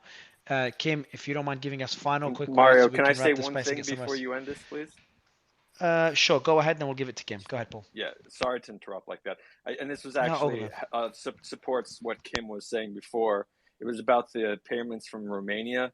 The Oversight Committee tweeted this morning that the Bidens received over $1 million for the Romania deal, with 16 of the 17 payments made during Biden's VP term. The money stopped flowing from Romania soon after Joe Biden leaves office, establishing a pattern of influence peddling. So the majority of the money came while Biden was VP. So I just want to clarify that. Yeah, and that just establishes what I've said about Brian coming in here as a misinformation. I wanted to say no personal attacks. I forgot to say it. Yeah, but it's just factual that this guy comes in here and spreading lies, And you gotta tell Elon to stop replying to his tweets if you despise them so much. We gotta get your boy. No, Elon it's not about despising. It's just about being truthful, and that you permit people like this coming into these spases. You can't attack me, Kim. It worked before, Kim. You can't attack me. This time when Elon engages with him, you want to attack me, you have to attack Elon, which I know you want. That doesn't give him any credibility. Elon is trying to be nice to both sides, and he should be as the head of Twitter. But for you, who's running a space where a guy has been caught multiple times over and over again spreading lies, from the Hunter laptop to now the vice president not having been vice president, why these payments were made, you just need to be a little bit careful with not losing credibility. I mean, I see your numbers going down. Maybe it has to do with you inviting the wrong people to your spaces. Cool. That's a great way to wrap it, Kim, as always. It's a pleasure to have you.